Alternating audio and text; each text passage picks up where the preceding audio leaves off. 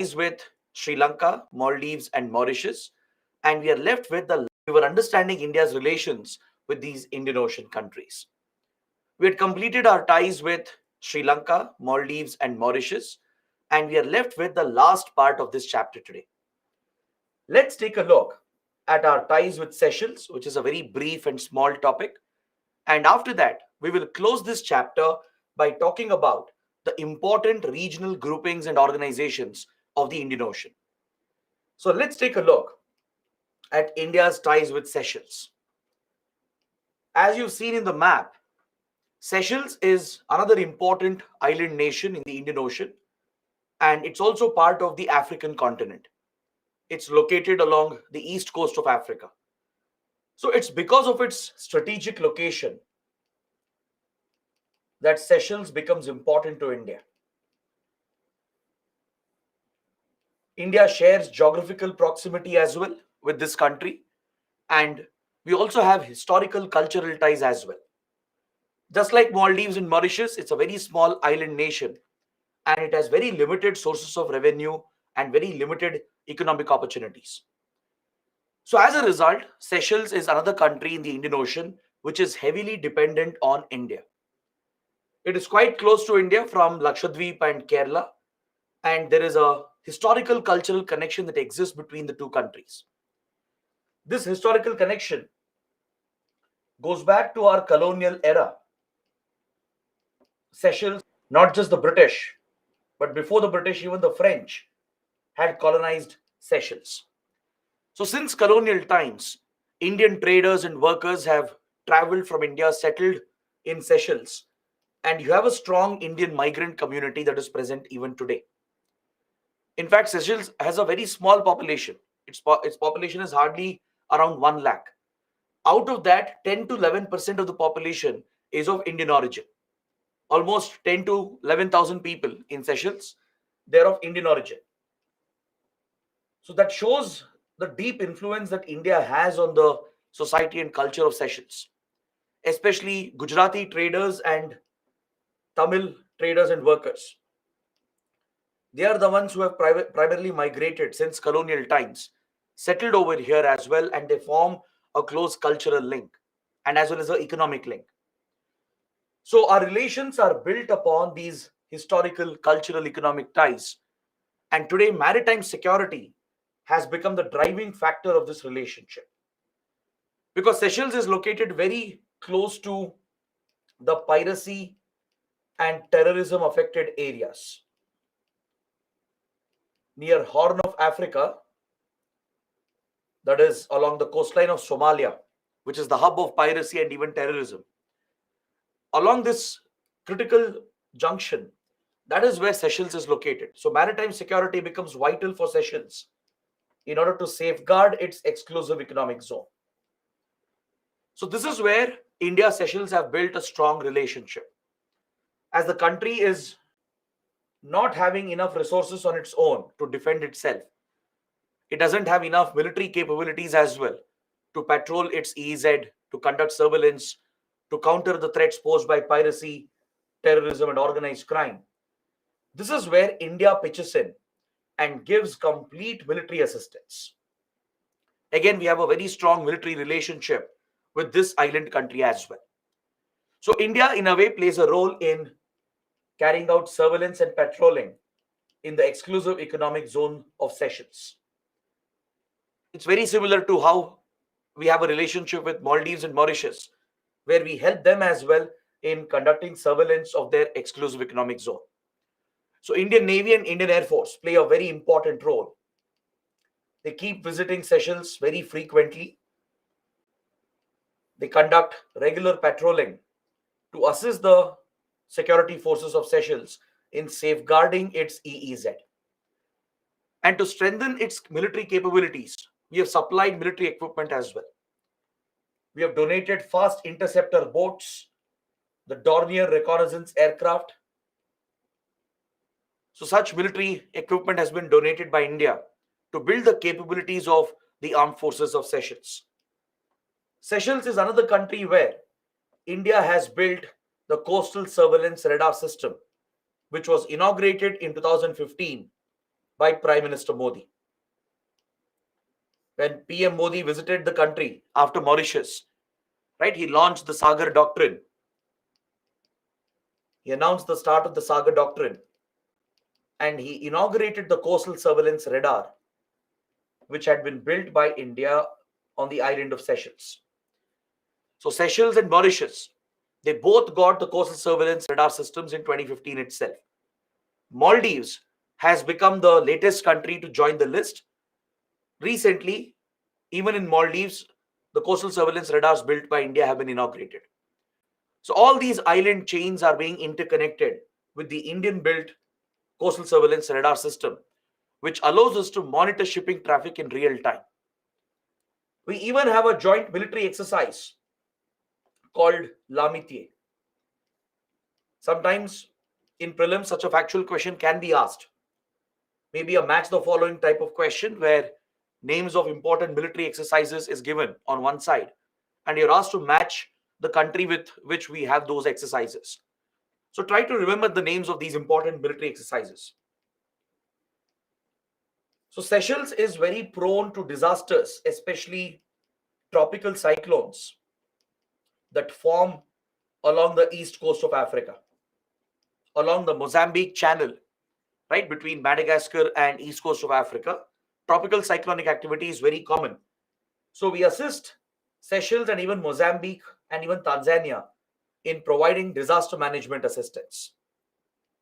The Indian Navy especially reaches out to these countries if they're hit by cyclones, and we provide basic assistance to them. We've also given a loan. A line of credit has been extended of $100 million so that Seychelles can purchase any defense equipment it wants from India. To allow Seychelles to purchase military ammunition and specific defense components, right, around $100 million worth of concessional loan has been extended as well. So this clearly is a security-based relationship, right, where we take care of the economic need of the country. We provide a lot of economic assistance as well. And along with that, we provide a lot of military defense support as well. So when PM Modi visited the country in 2015, even Seychelles leased an island to India called the Assumption Island.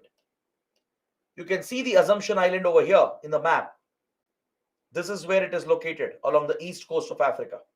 It overlooks the strategic Mozambique Channel. This is the Mozambique Channel, right, which is an important shipping lane. So right at the top of Mozambique Channel, you have Assumption Island of Seychelles, which has been leased by Seychelles to India. And India plans to build transport connectivity infrastructure on the island. We want to build harbor facilities and runways so that sea and air connectivity can be established. And India and Seychelles have claimed that these are commercial projects. They've insisted that these are commercial projects aimed at improving connectivity and economic ties. But however, experts believe that even this could potentially become a foreign military base of India. If not an official military base, at least the commercial facilities can be given a military purpose, meaning Indian Navy, the naval vessels and aircraft of Indian Air Force, they can have stopovers at these facilities and get all the logistical support needed to extend their operational range. They can provide refueling, resupplies, servicing and maintenance so that Indian vessels and aircraft can dock, which can help extend the operational range of the Indian Armed Forces, thereby projecting our military power across the Indian Ocean and East Africa. So it's similar to how India has gained access to Agalega Islands of Mauritius. Right? We studied yesterday that India has got access to Agalega Islands of Mauritius. So during the same visit, when Sagar Doctrine was launched, when coastal surveillance radars were inaugurated in Mauritius and Seychelles, along with getting access to Agalega Islands of Mauritius, India also got access to Assumption Island of Seychelles. But however, the project has hit a controversy. A political controversy has broken out in Seychelles and opposition parties and locals are opposing this project. They are opposing this project. And as of now, the project has been held up because of this domestic opposition in Seychelles. This has become a hurdle. At least in Agalega Islands, we have progressed further, created some infrastructure already. Remember, I showed you a satellite map of Agalega Islands to show the kind of infrastructure India has already built. But with regard to Assumption Island, we are yet to get access because of the strong political opposition and domestic opposition being seen against the project. The locals, especially, are against any such foreign involvement. They don't want any militarization of their islands. But India believes that potentially China could be involved in these protests. India has reasons to believe that China might be sponsoring these protests deliberately to derail Indian projects. So this again highlights the constant strategic competition between India and China all across the Indian Ocean. So this is the special partnership that we share with Seychelles. It's largely based on defense relations and the economic assistance and the support we provide to the country. So during COVID-19, during the pandemic, we helped Seychelles as well through Mission Sagar, provided all medical supplies and essential items. Later, we gifted vaccines as well under Vaccine Maitri as part of vaccine diplomacy. So any challenge, any economic crisis the country faces, India is always there to help the country out. So apart from that, it's largely the military relationship which focuses on maritime security. All right. So if you're able to remember these basic points, this is more than enough. See, you'll not get a separate question on Seychelles, even for that matter, even on Mauritius. But Maldives might be asked as a separate question, since Maldives is a immediate neighbor of India. But you can expect a broad question on the whole Indian Ocean region, asking you to illustrate India's approach towards Indian Ocean. What priorities, what interests does India have, and how India is protecting them, right? So there you need to provide such examples. Take some initiatives with Mauritius, Seychelles, and Maldives and Sri Lanka and illustrate what priorities we have in the region. So now let's look at the last part. Let's look at some important regional organizations, regional groupings that are based out of the Indian Ocean. This also gives India a platform to push the Sagar Doctrine. Through these groupings, we are promoting not just the Sagar Doctrine, but also the Indo-Pacific Doctrine of India, the Indo-Pacific vision of India. That is why these groupings are very important. The regional organizations based out of Indian Ocean, they give us this platform to promote our Sagar Doctrine and the vision of Indo-Pacific Doctrine. So let's see which are these groupings and how India engages with them. These groupings are more relevant for your prelims, right? But some of them can be important for mains as well. So previously we have studied about SAARC and BIMSTEC from the South Asia Bay of Bengal region. Now let's look at Indian Ocean groupings like IORA, Indian Ocean Rim Association, or IORA. Recently, just a couple of days ago, IORA meeting took place in Sri Lanka at Colombo. You might have read in newspapers that India's Foreign Minister, Dr. Jaishankar, he paid a visit to Colombo to participate in IORA meeting. So IORA is one such important group. It's constantly in news. It has a wide portfolio where the group focuses upon, and it's an India-led grouping. India has played a critical role in establishing the group and leading this organization. The history of this group traces back to 1997 when it was established as the IORARC. Initially, it was known by a different name. It was called as Indian Ocean Region Association for Regional Cooperation, IORARC. Now the name has been restructured and simplified into just IORA, Indian Ocean Rim Association. So basically the littorals, the important rim states of Indian Ocean, they are brought together through this grouping. This idea of bringing the rim countries of Indian Ocean together was first proposed by then South African leader Nelson Mandela. Nelson Mandela was on a historic visit to India in 1995. He was addressing a speech, he was addressing a gathering, and that is where he suggested the idea that India and South Africa, along with Mauritius, should work together to form a grouping of the littorals of the Indian Ocean. So, based on this idea proposed by Nelson Mandela, India worked with South Africa and Mauritius to establish this grouping called IORARC. All right, so now it's called IORA. So it brings together the important littorals of Indian Ocean to promote socio-economic cooperation and to promote the ties between these countries. This has become an important platform today to stabilize the Indian Ocean and to build cooperation between the rim countries. So please take a look at the members. Take a look at which countries are involved in this grouping. There are 23 member states and 11 dialogue partners. It has major powers like Australia, France, and India. France, as I told you, is an Indian Ocean power because there are French territories present, like French Reunion, La Reunion. Then we have close friends of India like Bangladesh, Indonesia. You have countries like Comoros, Iran, Kenya, Madagascar, Malaysia, Maldives, Mauritius, Mozambique, Oman, Seychelles, Singapore, Somalia, South Africa, Sri Lanka, Tanzania, Thailand, UAE, and Yemen.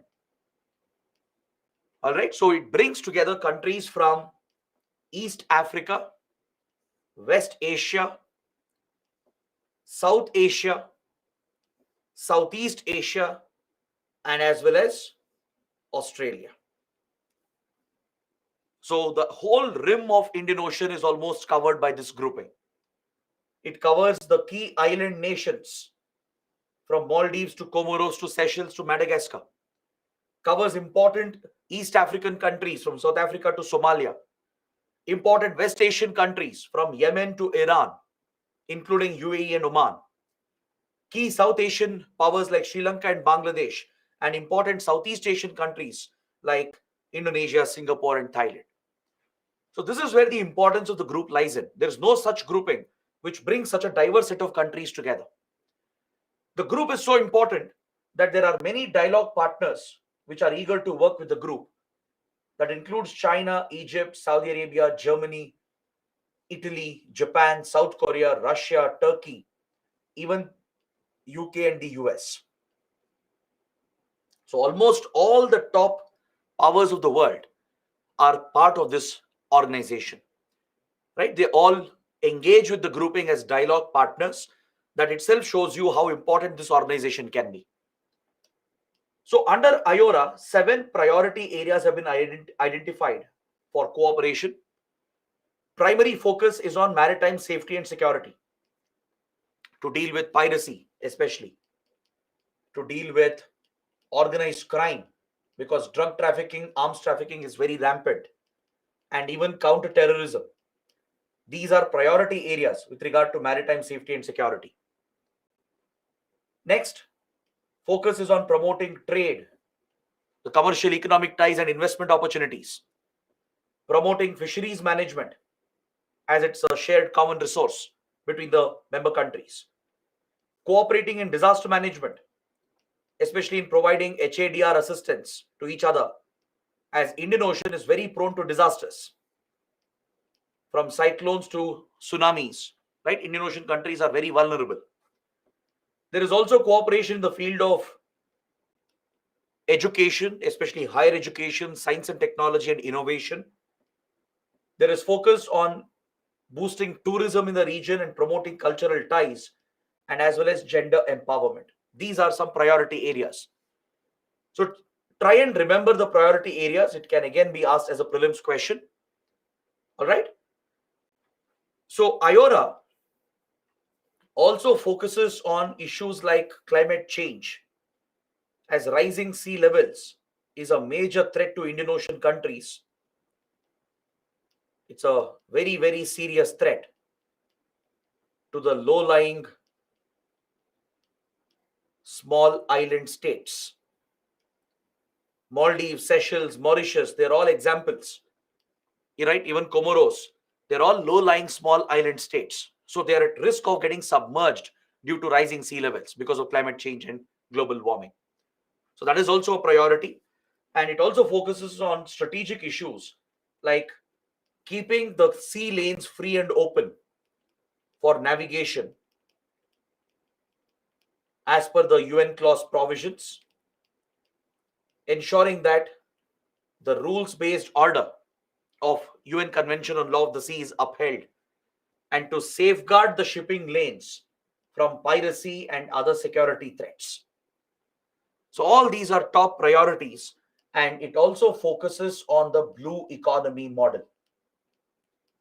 India plays a direct role in encouraging the adoption of blue economy model for the Indian Ocean region. So we use the IORA platform to give a push for the blue economy, or also called as ocean economy model. Is that clear? So kindly remember the background of the group. What does it deal with? What are the focus areas? And what role is India playing to this organization?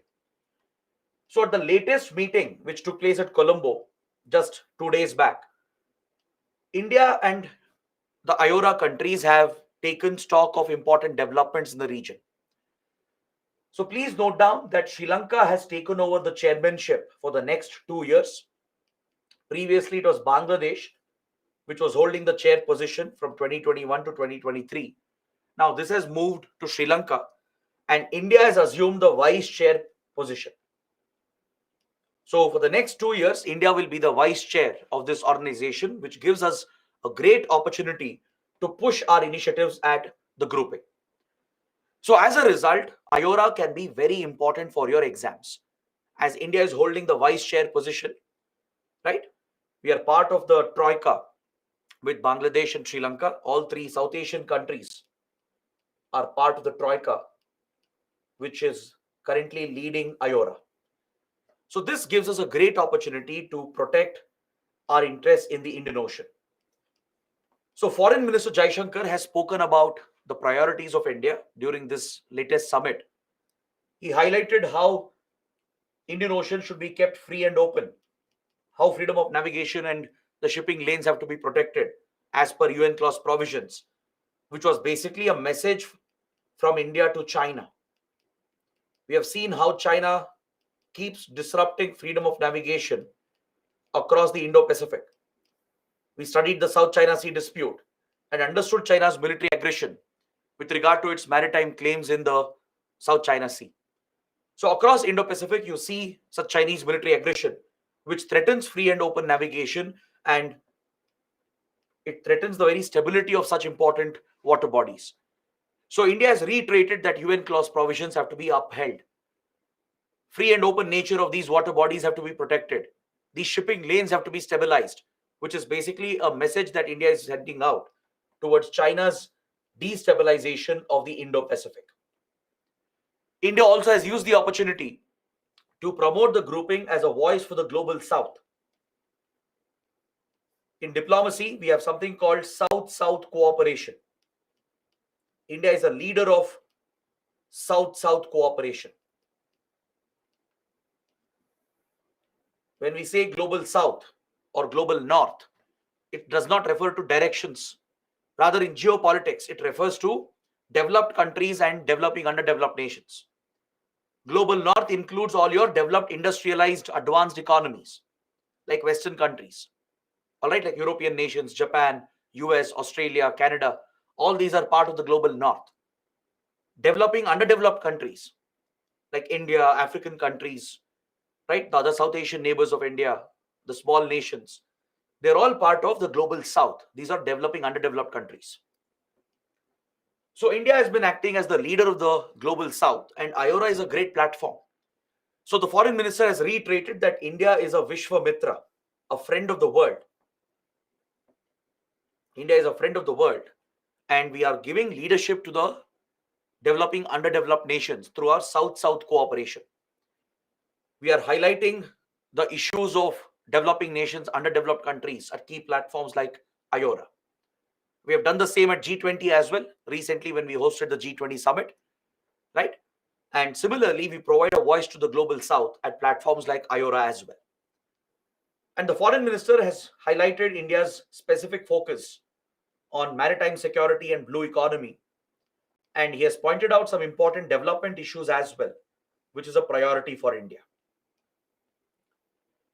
So from tackling terrorism, piracy, climate change, providing for socio-economic development, all these are focus areas for India. So these were the basic issues that have been discussed at the latest meeting that took place in Colombo. All right. So these are some basic facts you should be familiar with. It's very important for your prelims. There might be a possible mains question as well. Next, another important grouping of Indian Ocean is IONS, Indian Ocean Naval Symposium. It was established in 2007 with the leadership of Indian Navy along with friendly navies from the littorals of Indian Ocean. As the name itself tells you, it's a symposium. It's like a conference. It promotes cooperation, collaboration between the top navies of the littoral states of Indian Ocean region. So it started out as an Indian initiative along with friendly navies. And usually the IONS takes place every 2 years, once in every 2 years. It's a biennial event.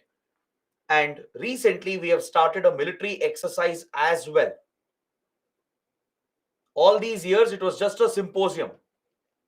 It was just a conference where the navies would come together to discuss maritime security issues. Right? Their focus obviously was maritime security in the Indian Ocean region. But last year, India has hosted the first ever military exercise of IONX, known as IMEX 22. The IONS maritime exercise. This was the first ever military exercise of the group hosted by India. It was held in the Arabian Sea off the coast of Goa. Is that clear? So it's no longer just a symposium. It has become a more formidable organization as military exercises have started under this initiative. So this group consists of several important littorals of Indian Ocean. There are almost 25 members and several observer states. So from India to Iran to France and Australia, Bangladesh, several East African countries, even Pakistan and Saudi Arabia, Qatar, all these important West Asian powers. Then Southeast Asian countries like Singapore, Thailand, right? Then major powers like UK. They're all part of this organization. Is that clear? So they all participate in these conferences, and some of them have taken part in last year's military exercise as well. These would be the observer states. All right. So as part of maritime security, these countries, these navies obviously focus on piracy, which is their top priority. That's the biggest threat in the region. Next would be organized crime, especially drugs and arms trafficking. And counter-terrorism and radicalism remains the other top focus of the group, along with HADR operations and disaster management assistance. These are the focus areas of the navies of the Indian Ocean. So again, India plays a leadership role at this grouping to bring these navies together to promote collaboration between these countries. Next, the other important grouping, it's called the Colombo Security Conclave. A very, very important group led by India that brings together the regional maritime powers, the important nations of the Indian Ocean. It allows India to step up maritime security ties with Sri Lanka, Maldives, and Mauritius. These are the members of the Colombo Security Conclave. This initiative was actually formed in 2011, and initially it was just a trilateral initiative. It included only India, Sri Lanka, and Maldives when it was started. But last year, in 2022, there was a very big development at Colombo, where the Colombo Security Conclave was held. So during last year's Colombo Security Conclave, a new member joined this security initiative. It's a security grouping. Mauritius was added as the new member, along with Bangladesh and Seychelles being added as observers. Understood? So all these major countries from the Indian Ocean are being brought together under Colombo Security Conclave. This platform allows the national security advisors, the armed forces, and the intelligence agencies, along with law enforcement agencies of these countries, to cooperate and work with each other. Again, the threats are the same: piracy, organized crime, terrorism, etc. To handle these security issues, to enhance maritime security in the Indian Ocean, these countries have come together to create this platform, and they meet regularly, and they even hold regular initiatives together. Like recently, for example, Indian Coast Guard held a discussion with all the coast guards of these countries. Similarly, our NSAs from the National Security Council, the National Security Advisors, the Deputy National Security Advisors, they meet regularly to take stock of the security situation in the region. The armed forces also collaborate through the platform along with intelligence and law enforcement agencies. So this platform provides for intelligence sharing of key intelligence. It also provides for collaboration in investigation, right? So organizations like NIA, which counter terrorism, can collaborate with the investigating agencies of the other countries, right? So this has become a major platform today which focuses on the overall security of the Indian Ocean. It's again led by India, including these countries as members and Bangladesh and Seychelles as observer states. So please note down the 5 pillars of cooperation under Colombo Security Conclave. It is maritime security and safety, counter-terrorism and radicalization, combat trafficking and transnational organized crime. Even cyber security is a focus. Cyber security has been identified as a focus area, along with protection of critical infrastructure of these countries. And finally, extending disaster management assistance, HADR assistance to each other. So these are the priorities. So since Mauritius joined the group as a member and Bangladesh and Seychelles also joined as observers, it has become even more prominent. So it is very, very important for your exams. Now coming to the last organization, the Indian Ocean Commission, or IOC. This is a grouping focused on western part of Indian Ocean towards East Africa. It brings 5 African island nations together. You can see here within this circle, which is representing the western part of Indian Ocean region, 5 major African island countries like Seychelles, Comoros, Mauritius, La Reunion, and Madagascar. These 5 island countries are brought together to form this group called the Indian Ocean Commission. So France is a member because of its overseas territory, along with Comoros, Madagascar, Mauritius, and Seychelles. We've already studied how close we are to Mauritius and Seychelles. We obviously have very close relations with France as well, right? Comoros is another key partner for India. You might remember recently at the G20, India ensured that African Union was given membership. Right? India played a critical role in providing membership to the African Union at the G20. So the African Union is currently represented by Comoros. It was the leader of Comoros who attended the G20 summit and took over the membership of African Union, represented the African Union, while AU was added as a member of G20. So that again highlights our close ties with countries like Comoros. With Madagascar as well, India is very close. We have very close security relations with Madagascar. We even have a listening post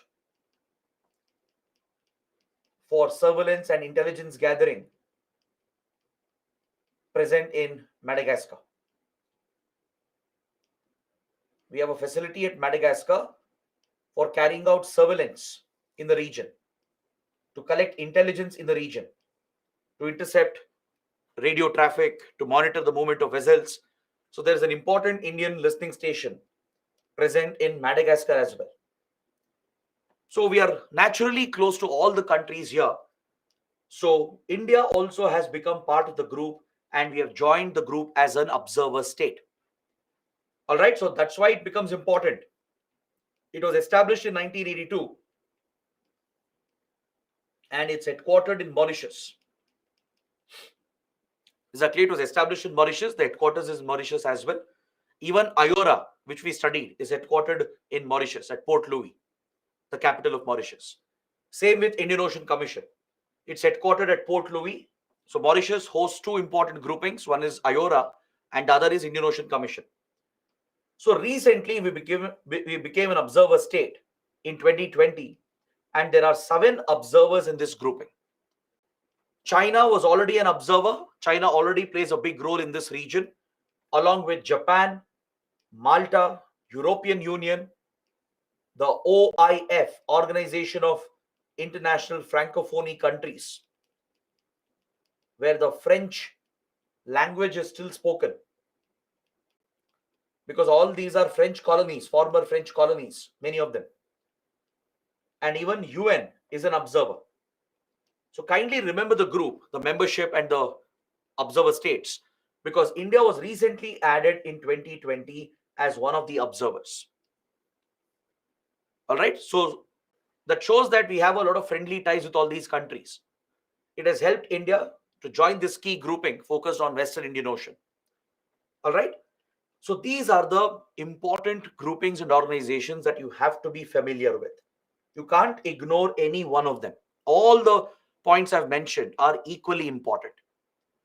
Is that clear? There are many prelims questions, prelims points that are relevant for the exam, and whatever we have studied is of course needed for your mains as well. So this completes my detailed discussion on the Indian Ocean region. If you have any questions, any doubts, please let me know. After that, we'll start with the next part of this module and focus on the Indo-Pacific. We will shift our attention towards the broader Indo-Pacific region with focus on Southeast Asia and East Asia. All right, this is another big chapter, another important chapter. So before we start with this, let's take a look at all your doubts and questions. Nagaraj is asking, sir, is observer state and dialogue countries are both the same? Both are slightly different. Observer countries or observer states have slightly more powers compared to dialogue partners. In any group, in any organization, there are 3 categories. First, you have members. Members have the maximum powers. They can not only participate in the meetings and all the gatherings, they can set the agenda, they can initiate a discussion, a dialogue on a particular issue, they can bring resolutions, propose initiatives, they can vote as well when issues are brought up for voting. So all powers are available for members, for member states. Then you have your observers. Observers largely, they participate in the dialogue. They participate in the dialogue. They can even suggest some initiatives. They can even suggest some agenda, propose some ideas, but they can't table resolutions as such. They can't take up initiatives. They can't vote. Dialogue partners are below observers. Dialogue partners can only engage in a dialogue. They can simply attend, watch, and just take part in the dialogue which is being held. So like this, the participation varies, the powers varies from members to observers to dialogue partners. All right, but this is for your basic understanding. Nobody will ask you a question on this. So don't worry too much about the distinction between them. This might change from group to group as well. Depends on how the group is constituted. So don't worry too much about it, but just know the basic idea. What's the basic difference between these categories? Next, Shreyansh is asking why Pakistan is not part of IORA. Pakistan has applied for IORA. Pakistan is very interested. It is India which has kept Pakistan out of IORA. Because we have seen what Pakistan does at SAARC. It keeps blocking our initiatives, derails Indian initiatives. So we don't want IORA to become another SAARC. So India is the one which has blocked Pakistan's entry. Deliberately, we have kept Pakistan out. Surya is asking why US is not interested in IONS. US is also interested, but other members have not agreed to accept the US as of now.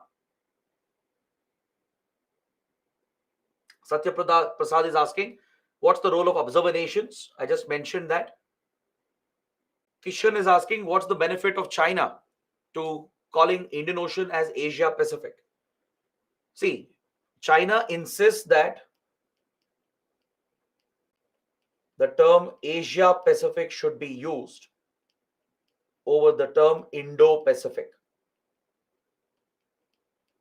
And the answer is very obvious. China doesn't want the reference to Indian Ocean, which highlights the primacy of India in the region. I explained in the very first class, right? In the first class on Indian Ocean, I told you that this whole water body takes its name from India, from the Indian subcontinent. So it establishes Indian Ocean as our primary backyard, as India's primary area of influence, primary sphere of influence. So China doesn't want the primacy of India in the Indo-Pacific. That's why it does not want the region to be referred to as Indo-Pacific. It keeps insisting that this is Asia-Pacific, which will be more China-centric. Is that clear? So that is the reason why China pushes for the name Asia-Pacific over Indo-Pacific. Madhur is asking, Francophonie group includes France or only French-speaking colonies? It includes both. OIF, which is an organization of Francophonie countries, brings together France, the former colony, with the former colonial power, with its former colonies, where the French language is still spoken. So all these countries, which were former French colonies, they come together with France to form the Francophonie group. It is similar to how we have the Commonwealth, right? The Britain, the UK, and all its former colonies, the former British colonies, they have the Commonwealth grouping.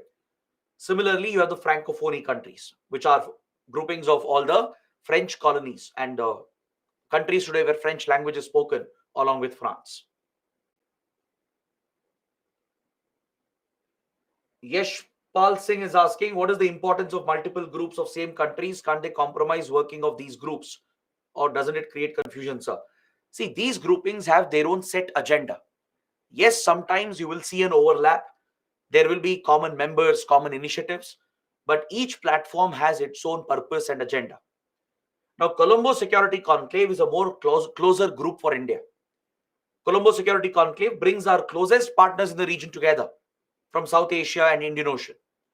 IORA is a much larger grouping that brings all the major powers of the region together, all the littorals together. So every platform serves a different purpose. It has its own agenda. Yes, there will be an overlap, but it is needed in order to protect regional interests. Ritika is asking, when will you discuss previous year questions, how to write answers? We have discussed few questions in the last week. We will take it up again this week as well.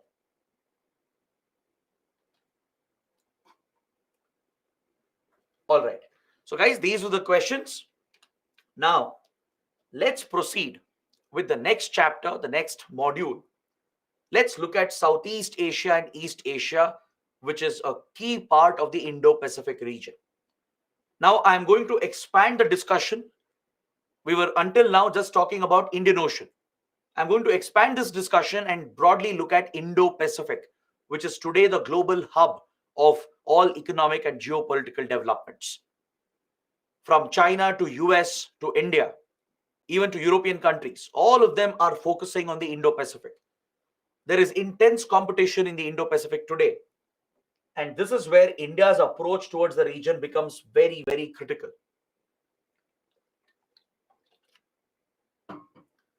So in the Indo-Pacific, which covers the entire region from Indian Ocean to Pacific Ocean, the most important region here would be Southeast Asia and East Asia. This region lies at the very heart of the Indo-Pacific, at the very center of the Indo-Pacific. Please look at the map here for a second. I want you guys to appreciate the strategic location of Southeast Asian countries and East Asian countries. All right, I want you guys to be familiar with the places, the locations, because based on the geography, it's easier to understand geopolitics. So all these countries here, from Myanmar to Indonesia, Philippines to Vietnam, all these countries, they represent the strategic Southeast Asia region. Historically, India has had very good ties with the region. I'm talking about ancient medieval times. Since ancient medieval times, we have trading relations and cultural relations with the region. Right from Cholas, for example, who dominated the region, to Pallavas, we have always had contact with this region. You find very strong Buddhist, Hindu, and Islamic influences that bind the two civilizations. There are a lot of cultural features that bind us together. And today we have many common interests across the region, which brings us together. So in a way, Southeast Asia is our extended neighborhood. By looking at this map, you can realize that it's an extended neighborhood of India. It's located right on the periphery of our neighborhood. So it's an extended neighborhood of India, and we share historical ties, economic and cultural ties with the region. And today we have common concerns which drives India together with the Southeast Asian countries. Similarly, take a look at East Asia, which is equally important. East Asia will primarily include Japan, the Korean Peninsula comprising of North and South Korea. China is seen as an East Asian country along with Mongolia. Then the other Chinese territories like Taiwan, Macau, and Hong Kong. All these are part of East Asia. So when it comes to East Asia, India's priority is like-minded countries such as Japan, South Korea, and even Mongolia. As China is the major concern in East Asia and the Indo-Pacific, India seeks out very close ties with these countries, these like-minded countries, which also have the same concerns about Chinese aggression. Mongolia has standing disputes, boundary disputes with China. China acts very aggressively against Mongolia as well. That is why India has built very close relations with Mongolia. We have close defense relations and strategic relations with Mongolia today.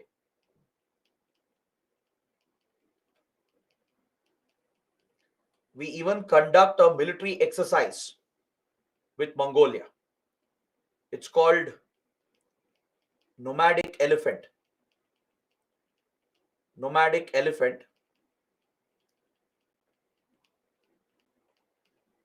is a major military exercise between Indian and Mongolian forces. Is that clear? Elephant represents India. Nomadic groups represents Mongolia. As several communities, indigenous communities in Mongolia, they are nomadic. So we have very close defense, security, and strategic ties with Mongolia, and we even have strong economic relations, which is being built up. We have given concessional loans to Mongolia as well, mainly to counterbalance the Chinese aggression in the region. Just like China gets closer to Sri Lanka, Bangladesh, Myanmar, which are neighbors of India, we are trying to get closer to Mongolia, which is a neighbor of China. We have very good ties today with like-minded countries such as South Korea and Japan, which are democracies that are aligned with the Western countries. Both South Korea and Japan are aligned with Western countries led by the US. They're all part of the same power bloc, and they all have standing issues with China. We mentioned the Senkaku Diaoyu Island dispute over here in the East China Sea. We discussed how China has been very aggressive against Japan over the Senkaku Diaoyu dispute.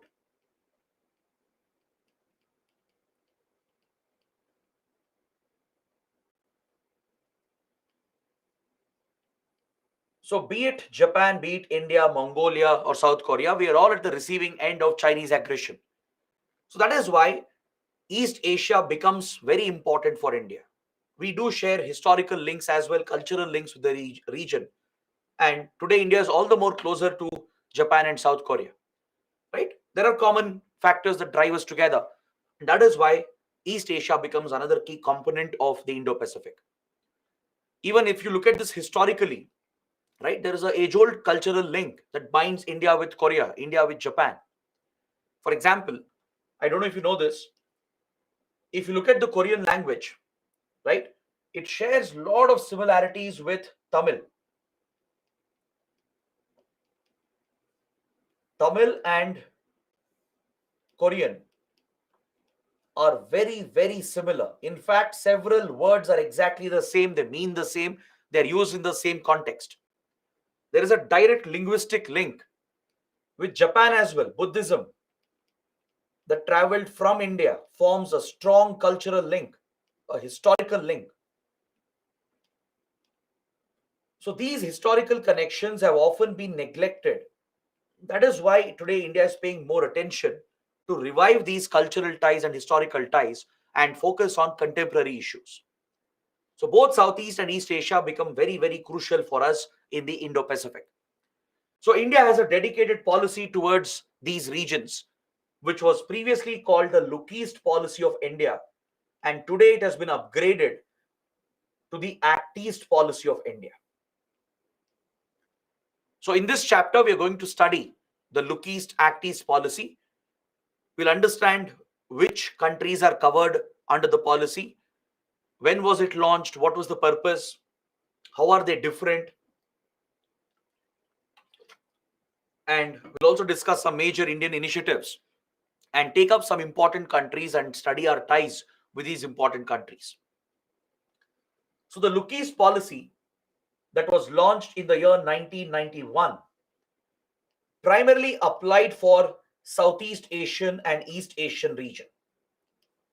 The goal was to improve India's ties with these countries, the 10 ASEAN countries, which are part of the ASEAN group that brings the 10 Southeast Asian countries together. Is that clear? Southeast Asia is represented by these 10 major countries: Myanmar, Laos, Thailand, Cambodia and Vietnam, Malaysia, Indonesia, Singapore, Philippines and Brunei. These 10 countries are part of a very, very important, powerful grouping called ASEAN. So along with improving ties with the ASEAN group and the 10 Southeast Asian countries, We are focused on East Asian powers as well, such as Japan and South Korea. So this is the Look East policy of India that was launched in the year 1991. This has been upgraded to the Act East policy in 2014. Is that clear? So it's a dedicated foreign policy doctrine of India that pays special attention to Southeast Asia and East Asia, and we are implementing this from more than 30 years right now. All right? So let's understand the evolution of this policy. Why was a separate policy needed for the region? What was the reason behind it? What's the rationale behind it? See, in 1991, India and the world were facing a very unique challenge. There were many external and internal developments which were creating challenges for India, which were threatening India's national interests. For example, in 1991, the Cold War came to an end. The Cold War ended with the collapse and disintegration of Soviet Union. So with the collapse of Soviet Union and the end of the Cold War rivalries, India lost a key friend in global geopolitics. At the global level, one of the biggest supports that we were relying upon was support from Soviet Union, especially at platforms like United Nations, right? One of the biggest support for India all the time was from Soviet Union, because India had aligned with Soviet Union in 1971. So when Soviet Union collapsed, it was a big blow for India, as we didn't have many friends at that point. We didn't have very close ties with other countries. Doesn't mean we were not having any kind of relations with others. We did have ties with others as well, but we weren't very, very close to other countries and regions. In fact, from 1947 till 1991, India was preoccupied. India was preoccupied in its own neighborhood with South Asian neighbors and with the big powers, the P5. This had become our only focus during these 4 decades.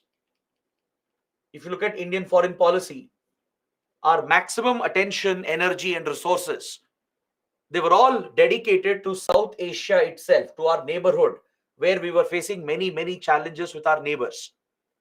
Along with that, we were prioritizing ties with the big 5, the P5 countries. This had become our foreign policy focus during the 4 decades after independence. Now that the global geopolitics was changing, a major geopolitical change was taking place. India had lost a key friend at the global level. The time had come for India to diversify its foreign relations. Understood? The time had come for India to diversify foreign relations of India, to look out for new partners, to build stronger friendships with others who could also provide the required global support to India. This was a driving factor for India to launch the Look East policy. Parallelly, we faced few internal challenges as well within the country, which was the grave economic crisis that India was facing. You would have studied about the BOP crisis in Indian economy, the balance of payments crisis. Our forex reserves had depleted. We barely had enough reserves left for another 10 to 12 days of imports. Right? So India was staring at a major crisis, at a complete default, very similar to how Sri Lanka is currently facing a crisis. So at this point, India took support from IMF. We took a bailout package from IMF. We were not comfortable with it because IMF imposes conditions. The IMF, which is dominated by Western countries, always imposes conditions on those who receive help from IMF. It compromises your economic sovereignty. So India was not very happy, but we didn't have a choice. So we ended up taking support from IMF. And along with that, then Prime Minister P.V. Narasimha Rao, along with his finance minister Manmohan Singh, they took a massive decision to introduce the LPG reforms in the country to revive the Indian economy from this crisis, to rebuild the Indian economy. India was liberalized, privatized, and globalized. We were entering the era of globalization around the world, where countries were opening up from their conservative economic policies and focusing on globalization, creating global markets. So India liberalized many key sectors, relaxed the government controls of the socialist era. It privatized many loss-making government industries and entities and globalized the Indian economy, connected the Indian economy with the world. So this meant we needed new markets for our exports. We had to find more markets where we could export our goods and support our farmers and producers. We wanted raw materials, which we didn't have, to drive growth. Essential resources were needed, right, to procure the basic raw materials from other countries. And we also needed investments, foreign investments. Now that we had liberalized and globalized, we were looking for FDI and FII investments, right? So we wanted other countries to bring investments into India. We wanted to secure key raw materials needed for driving India's growth. And we needed new markets as well where we could export our products and commodities. This became a necessity, a priority for the Prime Minister and the Finance Minister. And it was this which pushed Prime Minister Narasimha Rao to launch the Lookie's policy in 1991. It was a combination of all these factors. On one hand, the geopolitical changes happening externally, right? This formed a strong political rationale. The other was the economic rationale because of the domestic internal crisis India was going through, right? India had initiated LPG reforms, so we needed new partners where we could export, where we could procure raw materials, from where we could attract investments. It was these economic necessities and geopolitical realities that drove the Narasimha Rao government to launch this major initiative called Lookie's Policy of India, launched in 1991. It marked the diversification of Indian foreign policy. We started paying more attention, more focus to other countries and regions which otherwise were neglected previously. It does not mean we didn't have ties with them. We had ties with all these countries, but it wasn't very strong. We hadn't paid special attention to these countries and regions. Until 91, we were largely focused and preoccupied with our own neighbors and the P5 countries. So now we were diversifying. Post 91, you can see a diversification in India's foreign policy, where we opened up to Southeast and East Asia, started paying more attention to these regions. We started focusing more on Africa and Latin America as well, which previously hadn't got much attention. And we finally established ties with Israel in 1992. Until 1992, we did not have ties with Israel. Now that we were diversifying our foreign policy, we got an opportunity to not just improve ties with these important regions and pay more attention to the countries present here, but we finally established official ties with Israel in the year 1992. So this marked the complete transformation of Indian foreign policy. That is why launching of Lookie's policy is a milestone in Indian foreign policy. UPSC might ask you a 10 marks question. Don't think it's an old topic and neglect it. you should not just know what is Look East, you should know the evolution and the rationale behind it.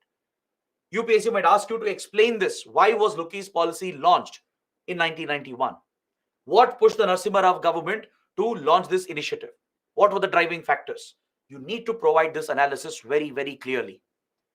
Now, what was the priority for India? What was the focus? What strategy did we employ?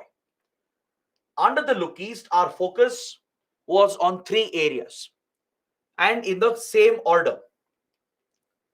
In this order, we had 3 priority focus areas. One was to build close economic and commercial relations, improve trade basically, revisit our economic ties and improve them further to boost trade between the two sides. Second was to increase strategic security cooperation. And third was to focus on historical, cultural, ideological links. These were the pillars of Look East policy and in the exact same order. All right, the first focus was economic commercial relations, improving trade, creating more opportunities for growth for both the sides. Second was defense, maritime security, and other strategic security issues. Right? And finally, historic, cultural, ideological, civilizational links as part of soft power diplomacy. This became the priority of the Look East policy of India. Understood? So, under the Look East, India has seen many successes and achievements.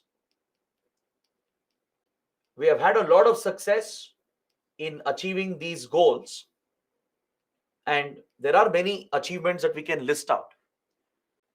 This determines the features of the Look East, the contours of the Look East policy.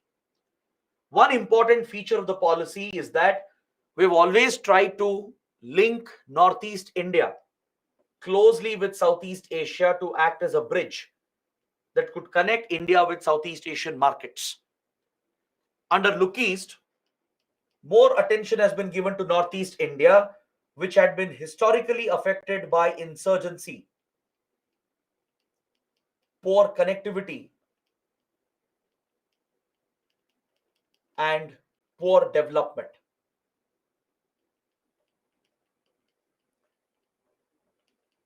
Until 1990s, Northeast India had not got enough attention with regard to infrastructure creation, connectivity projects, development initiatives, etc. And the region was badly affected by multiple insurgencies, which was having cross-border support from Myanmar and Bangladesh. So to counter the insurgency threat and to provide better development, connectivity, and growth to Northeast India, India envisioned Northeast region as a bridge which could connect with Myanmar and form this direct link between India and Southeast Asia. This remains one of the priorities under the Look East Act East policy. Is that clear? We studied this, if you remember, under India-Myanmar. I pointed out how Myanmar is like a land bridge. How Myanmar is like a land bridge that connects the Northeast region with Southeast Asian markets. It can drive growth and export opportunities for Northeast India. It can attract investments towards Northeast India from Southeast Asia. Right? So this is a priority, one of the key features of Look East policy. As part of deepening economic and trade relations, we have successfully signed free trade agreements such as SECA or SEPA, Comprehensive Economic Cooperation Agreement or Comprehensive Economic Partnership Agreement. These are essentially free trade agreements that reduce barriers to trade. The tariff barriers and non-tariff barriers are tackled through free trade agreements. And we have signed such free trade agreements with Malaysia, Japan, and with the entire ASEAN group. Please make a note of this point. India has signed separate FTAs with Malaysia and Japan as part of Look East policy. It marks the success of the Look East, which has improved our economic ties with Southeast Asian and East Asian countries. And we have signed an FTA with the entire ASEAN regional grouping. There is an India-ASEAN FTA, which we are going to look at later. This is another major success seen under the Look East policy. Another important feature is that there has been regular proactive involvement and engagement at the highest level between the two sides. From 1991 till 2014, right, that's when Look East policy was implemented, there would be regular visits by prime ministers, presidents, and by top ministers and officials to keep up high-level engagement and to drive the relationship. The Indian prime ministers would visit Southeast Asia every single year, at least a couple of times. Even President and Vice President of India would travel frequently. Even the leaders of these countries, the prime ministers, presidents of Southeast Asian countries would be invited frequently to India. Top cabinet ministers and government officials would also meet and interact. So this regular, proactive, high-level engagement sustained the diplomatic relations and provided for close bond and trust to be developed between the two sides. Another important success and feature is that defense security ties improved slightly.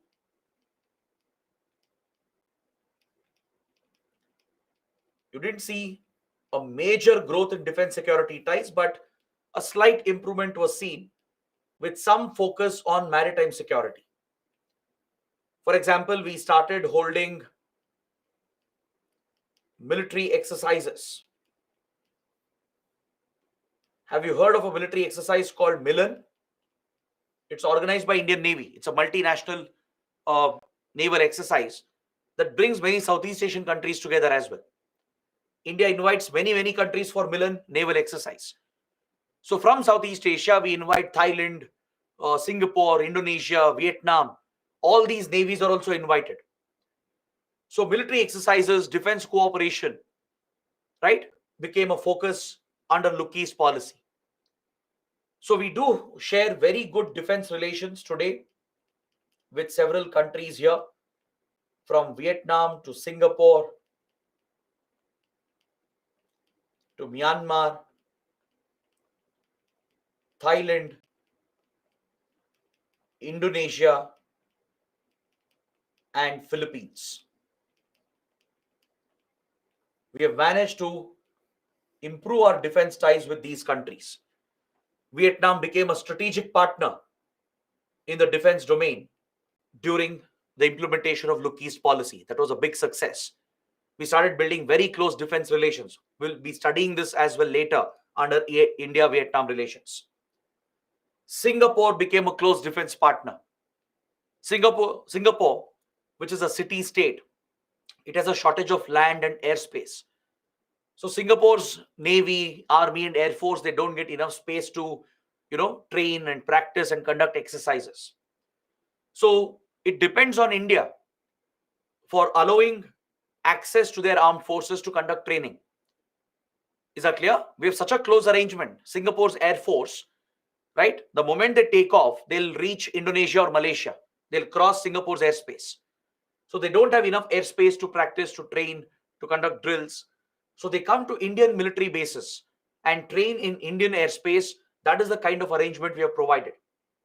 Singapore's Navy ventures into Indian waters towards Bay of Bengal and conducts exercises, and we allow them to do that.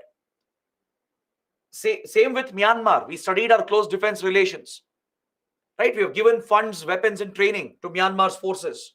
And we have even gifted a submarine recently. With Thailand and Indonesia as well, we have very close ties that has been built over the years, and as well as with Philippines. So there has been some improvement, if not a major improvement. A slight improvement was noticed in defense security ties under Look East policy. All right.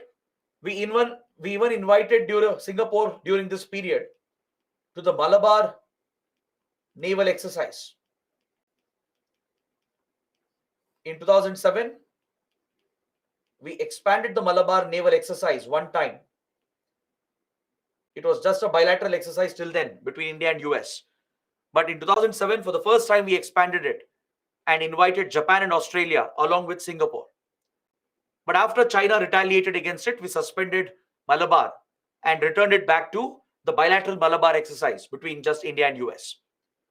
But as we studied, we have now expanded Malabar again and brought back Japan and Australia in the last few years. So we have studied this in previous chapters. We'll take a look at this again when we study Japan and Australia. So under Look East, there has been an improvement, a slight improvement at least in defense security ties. And definitely we have helped in revitalizing our historical cultural links. Our Buddhist heritage has been revitalized through Buddhist Circuit Initiative. Connectivity has improved, which is driving tourism. Is that clear? India has been involved in renovating some historical monuments like Angkor Wat and other temple complexes in Cambodia.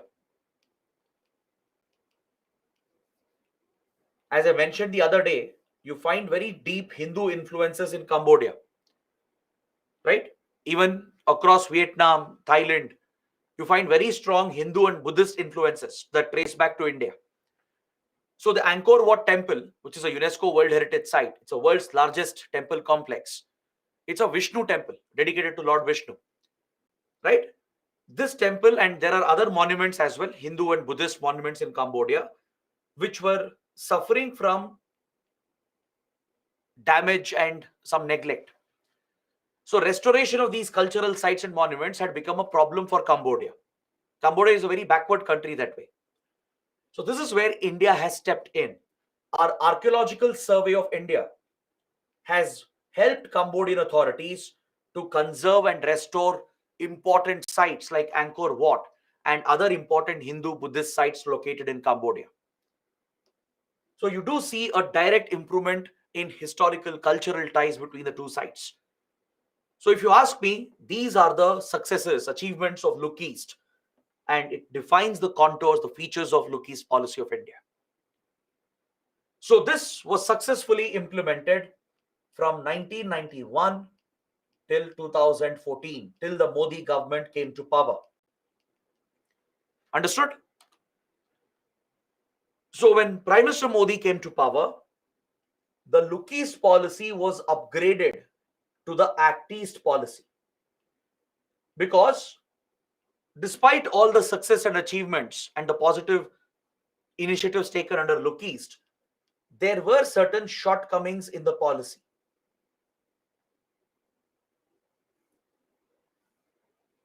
Right? There were some drawbacks. There were some shortcomings where we could improve, where we could do better. So that is why this new term was coined, that instead of just looking eastwards, India should act eastwards. It means we should be more proactive and engage the eastern regions to drive Indian influence. Experts started suggesting that it's not enough just to look east, but we should start acting eastwards.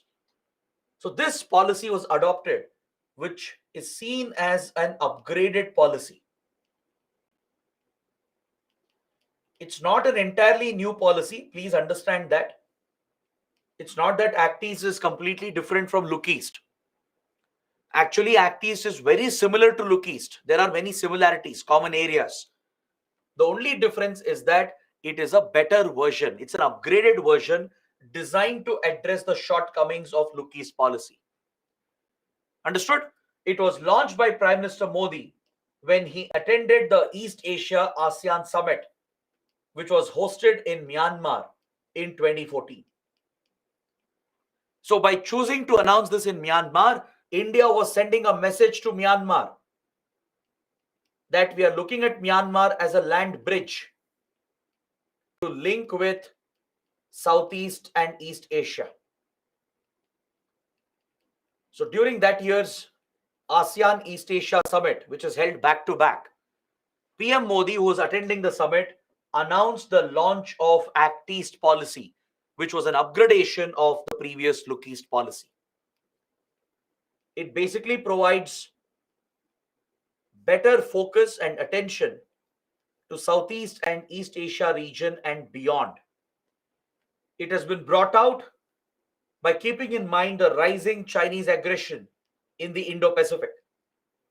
So you can say that Act East policy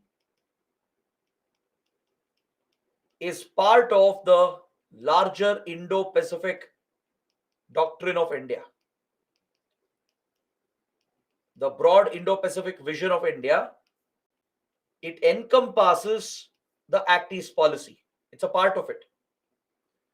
So the renewed attention and focus we are giving to Southeast and East Asian countries and this region is mainly by keeping an eye on China's rising aggression and influence. Also, India's aspirations have grown. Don't forget that. It's not just about China. Even India's aspirations have grown and improved. We are aspiring to be a global power. So we want further investments, access to markets. We want to cooperate in key areas of defense and security as well. Further improve trade and economic relations with all these like-minded countries. So that is why the Look East was upgraded to Act East, so that India could drive its national interests in the region, not just to counter China across Indo-Pacific, but also to promote India's own influence and economic interests. Now let's see what are the main features of Act East policy and how does it differ from Look East. This can be a mains question. You can get a 15 marks question in mains where UPSC will be asking you to compare Look East and Act East policy. Since I told you that Look East had few shortcomings despite all its achievements, and Act East was an upgraded version of Look East, so such a question can definitely come up. A very conceptual question can come up asking you to highlight the changes that India has made, the upgrade or the improvements that India has made under Act East as compared to the previous version, which is the Look East. So according to me, there are 5 major features which are noticeable, which marks the difference between Look East and Act East. If you can remember the 5 points and present them with relevant examples, that will complete your answer. Is that clear? So let us see what these important differences are. The first major point, according to me, is that under Act East, there is more focus on achieving tangible action and concrete results. See, under Look East policy, we were making a lot of promises. We were launching many initiatives.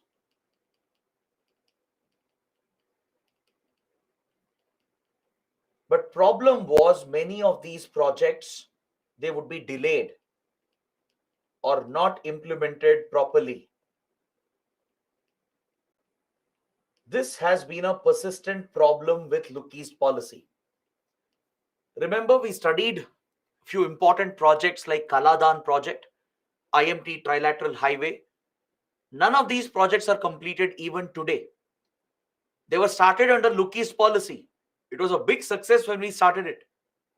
But due to various problems and challenges, we have not fulfilled the promise. The commitments that were made, the initiatives that were launched, they have all been delayed or not implemented properly. So that is one thing that India wants to change. Going forward, we want to achieve tangible results, concrete, measurable results with tangible action. And that is a major focus here. Improving the implementation. Improve the implementation. is the focus. All right. The second major difference, the second upgrade that you notice, under Look East,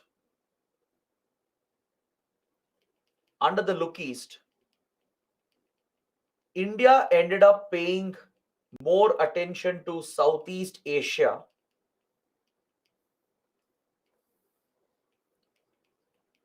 with very limited attention given to East Asia and beyond.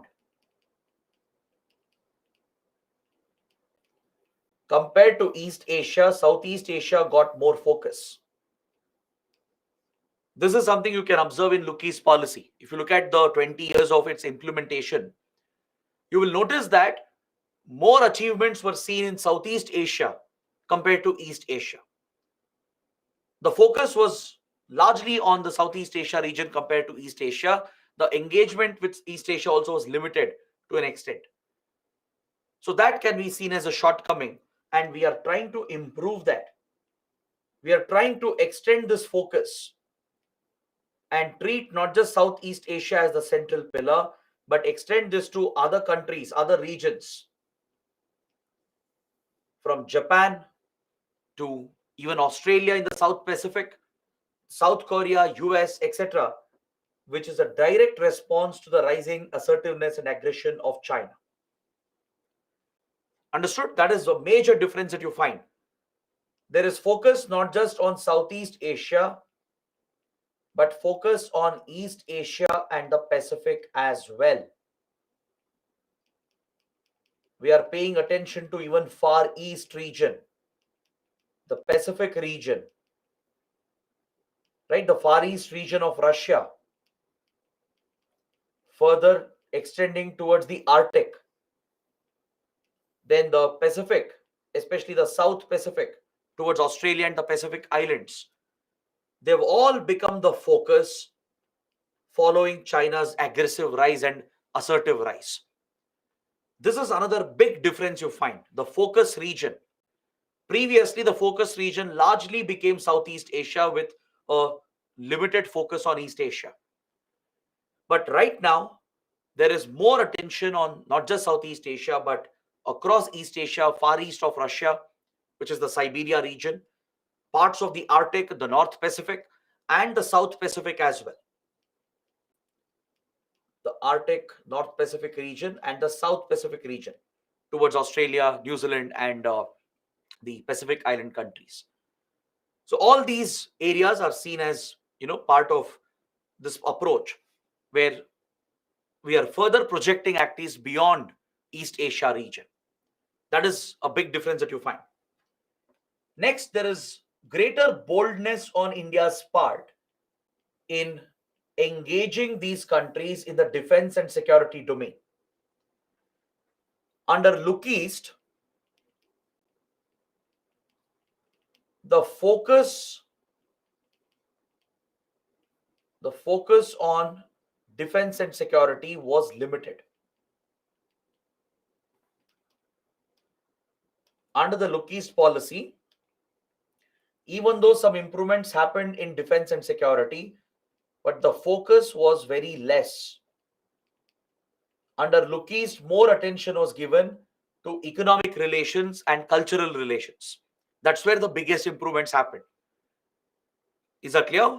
Under Look East, there was a bigger success seen in economic ties and cultural ties compared to defense security relations. So there was a little hesitation to say on India's part, also on Southeast Asian countries on their part as well, in focusing on defense, security, and strategic ties. But today there is greater boldness on India's part. We are not hesitating anymore, and we are more open and proactive about improved defense and security collaboration. So today, under Act East, maritime security has been prioritized. It's a key focus area. Intelligence sharing has become a top focus with the friendly countries. Then countering all the security threats from terrorism to organized crime, right? All of this has become a focus under Act East policy, all the security issues. Even cyber security is becoming a focus. So this is a major difference that you notice between the Look East and Act East policy. There is more boldness on India's part in engaging on these issues with the Southeast Asian and East Asian countries. The fourth difference you find is that along with building cordial cooperative relations with groupings like ASEAN, India is becoming more hard-nosed, meaning we are striking a stronger bargain. We are trying to strike a stronger bargain when we negotiate with powerful groupings like ASEAN. Is that clear? Because previously, under the Look East, we had a problem. One problem was that the free trade agreement we signed with ASEAN had a lot of drawbacks. See, ASEAN is a very powerful regional group. Even though Southeast Asian countries are small individually, when they come together collectively as a group, they become a very formidable organization. ASEAN is a very strong political and economic union, for that matter. So when India negotiated the FTA and signed this free trade agreement, it was designed to benefit both India and the ASEAN countries. But over a period of its implementation, we have noticed that the FTA has largely benefited ASEAN countries more than India. Because of the India-ASEAN FTA, a lot of cheap imports from Southeast Asia have flooded the Indian market, and it has threatened our domestic producers. Our domestic industries, our farmers have been affected. They have not been able to compete with high quality, cheaper products coming from Southeast Asian markets. So this has become one of the drawbacks of India-ASEAN FTA, right? So India feels that under Look East, we weren't hard-nosed in our negotiations. We gave off some concessions maybe. So we believe that we should be more hard-nosed and strike a stronger bargain in these talks to protect our core domestic interests. Because ASEAN countries can be very hard-nosed to strike a strong bargain. So we will be very cordial, friendly, polite, maintain all diplomatic niceties while taking a strong stand on core issues which are being negotiated. This is one important feature that you find. This is a direct result of the bitter experience we have had with the India-ASEAN FTA. India-ASEAN FTA has benefited both the sides. The trade volume has increased. Definitely, India's exports of goods and services to Southeast Asian markets has gone up multiple times. All right. Similarly, export of Southeast Asian products to India has increased multiple times. So it has been a big benefit for both. But however, there is a trade imbalance. Southeast Asian countries have benefited more with larger exports to India, driving high quality, cheaper products into the Indian market, which is bringing a flood of cheap imports that is affecting our domestic producers. Our domestic industries and farmers are not able to compete with that, which is taking a hit on our domestic industry. So that is a major concern we have. We feel that we should have struck a stronger negotiation and struck a stronger bargain. So that is another feature you find in Act East policy. India is being more hard-nosed in its negotiations. And finally, the last feature, there is sharper focus on prioritizing the Northeast region and connecting it with not just Southeast Asia, but also East Asia. We are looking to drive more investments from Southeast and East Asia towards the Northeast.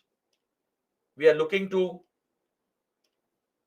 improve connectivity and create a better gateway that can link the Northeast region with Southeast Asian and East Asian markets. So that's another key difference you find. In the Look East policy as well, there was focus on Northeast India, but it wasn't enough. That's what India has felt. So there is sharper focus on setting up Northeast India as a bridge, as a gateway to link closely with Southeast Asia and even East Asia. In fact, you can already see that working. For example, Japan today has become a major investor in Northeast India. Japan is funding many key projects across northeastern states. And the exports from Northeast India to Southeast Asia has gone up by a very big margin, right? So these are some positive changes that you can see in Act East policy, which is essentially an improved version. That is a better way of explaining Act East. I would call it an improved version, or basically an upgrade of the Look East policy. It's not that it's an entirely new policy. It's not that both are starkly different. In fact, both of them are actually very similar. The priorities, focus areas are very similar. It's the approach which is changing. So it's more of a upgraded version or a better improved version designed to address the shortcomings of Look East policy. So kindly pay attention to this topic. You can expect a mains question on these lines. A 15 marks question can come, asking you to explain what differences do you notice between Look East and Act East. Explain with examples. So these 5 points have to be brought out with some relevant examples as I was mentioning. All right. So this is enough. It's more than enough to understand Southeast and East Asia region. Now, after a short break, let's focus on some important countries.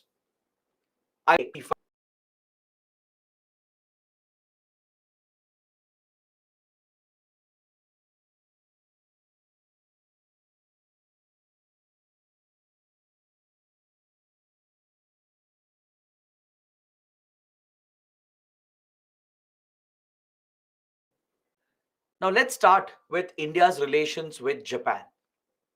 See, from this region, Southeast and East Asia region, we have to selectively pick some of the important countries and the important relations that we have. UPSC will not expect you to study the relations with all the countries. That's impossible to cover and impossible to remember as well. Like India's ties with Cambodia, India's ties with just Singapore, Philippines, that will not come as a separate question. The broad discussion we have had on the region, that is enough.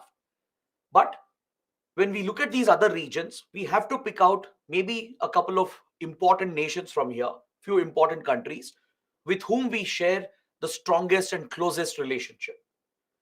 So from Southeast and East Asia, it has to be Japan and Vietnam. These two are the most important countries for India. So let's look at India-Japan relations first.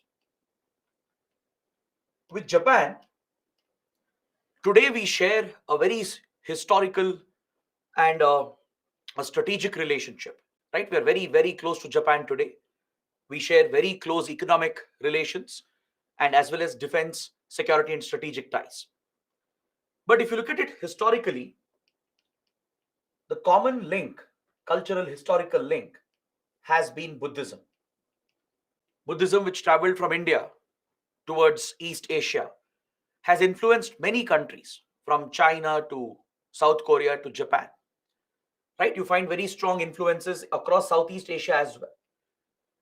So this Buddhist connection forms a direct link, a bond between India and Japan, a historical bond.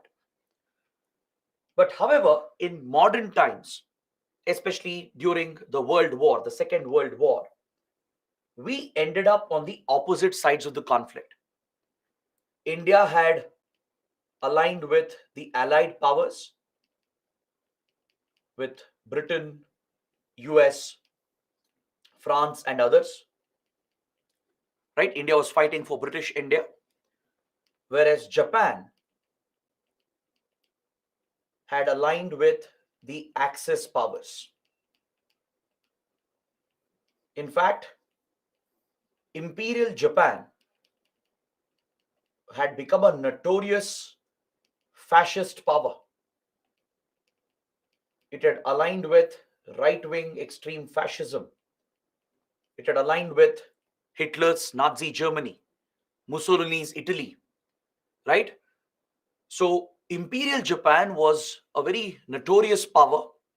It was a fascist country that committed brutal atrocities all across Asia, from China to Korea to Southeast Asia. Even today, Japan is hated for the atrocities that their ancestors committed. Just like Nazi Germany committed brutalities against the Jews and others, similarly, Imperial Fascist Japan committed brutal atrocities all across Asia. So we were on the opposite sides of the conflict, and we even engaged each other. We even engaged in a military conflict in Singapore and in the border areas of Nagaland and Burma. In this area, Indian soldiers have fought against Imperial Fascist Japanese forces. Indian troops fighting for British India, they have fought against Japanese forces during the World War period. So that is a very different era, a very different phase of our history. But as you know, Second World War came to an end with the bombing of Hiroshima and Nagasaki. The nuclear bombing that decimated Hiroshima and Nagasaki.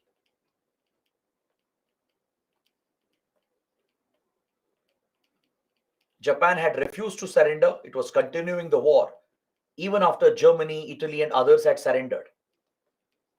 The US, which had developed and tested nuclear weapons, would go on to drop nuclear bombs on Hiroshima and Nagasaki, which forced the surrender of Japan. Japan was defeated, right? And finally it surrendered, which brought the Second World War to an end. So Japan became the only country to suffer the horrors of nuclear war, right? It's become the only country where the nuclear attack had a huge devastating impact. So following this defeat, Japan underwent a complete transformation. It underwent a political, economic, and cultural and social transformation. The United States, which emerged victorious and emerged as the global power, it enforced a pacifist constitution on Japan to ensure that Japan will never become an aggressive power like before. Is that clear? Even today, Japan follows a pacifist constitution which prohibits Japan from going to war. Believe it or not, Japan is not allowed to have armed forces under the pacifist constitution. It cannot pursue nuclear weapons under the pacifist constitution. See, that's one reason why Japan does not possess nuclear weapons. Even though it has the technology, if it wants, it can easily develop nuclear weapons even today. It has the money, it has the technology, the resources. But Japan has firmly stayed away from it because the pacifist constitution prohibits Japan from being an aggressive military power. And it's not just that. As Japan is the only victim of nuclear war, it has taken a moral, principled stand against nuclear weapons. Japan has a very strong commitment to the Non-Proliferation Treaty. It gives utmost importance to the NPT, the Non-Proliferation Treaty, which we have mentioned and studied in previous classes.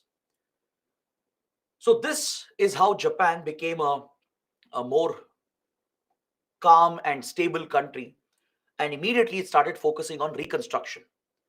The US guaranteed the defense of Japan, as Japan was not allowed to have its own armed forces. Even today, Japan does not have regular armed forces. Like India, US, or China, Japan does not have regular armed forces even today. Japan has something known as self-defense forces, meant only for the defense of the country. Because of its pacifist constitution, it cannot take up any offensive, aggressive military action against any country. It can't raise offensive armed forces. So it has self-defense forces for defending the country, and it has a strong commitment to Non-Proliferation Treaty, and it has given up the pursuit of nuclear weapons forever. It has a very strong commitment for non-proliferation. It doesn't want the further spread of nuclear weapons. as it is the only country to have suffered the horrors of nuclear war. So this is what defines modern Japan today. Very quickly, the country built itself. It underwent a reconstruction and emerged as an advanced, developed economy within years. That is the technological might of Japan, right? It focused on its economic growth, leveraged its technological advantage, and emerged as an industrialized, developed, advanced economy very quickly. And in order to correct this image from the World War, it started assisting developing underdeveloped nations in their growth. It started a soft power initiative to win friendships around the world, to correct its historical image. Because post the World War, the Japanese people are apologetic. They are apologetic of what imperial fascist Japan had done. Right? They're ashamed of their past, their history. So to correct the image and to do justice to the affected areas around the world, it started a program called ODA, Overseas Development Assistance. Through this program, it has provided concessional loans to several countries, including India. It has offered concessional loans and provided investments to fund key development projects around the world, and India is one of the biggest beneficiaries of Japan's ODA program. Is that clear? So today, the relations are completely different. During the World War, we were on the opposite sides, right? But as Japan transformed, adopted a pacifist constitution, gave up its aggression, we have formed a very close relationship, especially after the end of the Cold War. Because during Cold War, Japan had aligned with, obviously, the Western Bloc, the United States. The US had guaranteed to defend Japan as Japan's military was disbanded, right? Japan was demilitarized. The US guaranteed defense and protection on behalf of Japan. So Japan was firmly aligned with the US during the Cold War. So until 91, we didn't have very, very strong ties. We had very basic, decent, friendly relations where we were getting some assistance in the form of concessional loans to fund key projects in India. But today, because of common interests, mutual strategic concerns and interests, the two countries have become very, very close partners as there is a convergence in their interests in the Indo-Pacific. Just like India has many concerns about China and other issues affecting the Indo-Pacific, Japan also has similar issues and concerns. So these common interests and mutual strategic concerns drive the India-Japan relationship today. As I told you, India is one of the biggest beneficiaries of Japan's financial aid, which is delivered through its ODA program, the Overseas Development Assistance Program. Many key infrastructure projects in India, they're all funded with Japanese concessional loans. Be it the metro rail projects in major cities like Delhi and Bengaluru. Your Delhi Metro, for example, a part of Bengaluru Metro and other cities as well. They're funded with Japanese loans and even Japanese technology. The DFC project, the Dedicated Freight Corridor. You would have studied this in current affairs or in Indian economy. The Western and Eastern Dedicated Freight Corridor.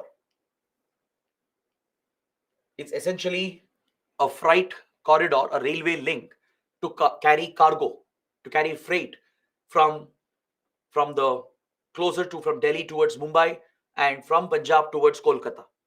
So both the Western and Eastern corridors, the freight corridors, are funded with Japanese loans.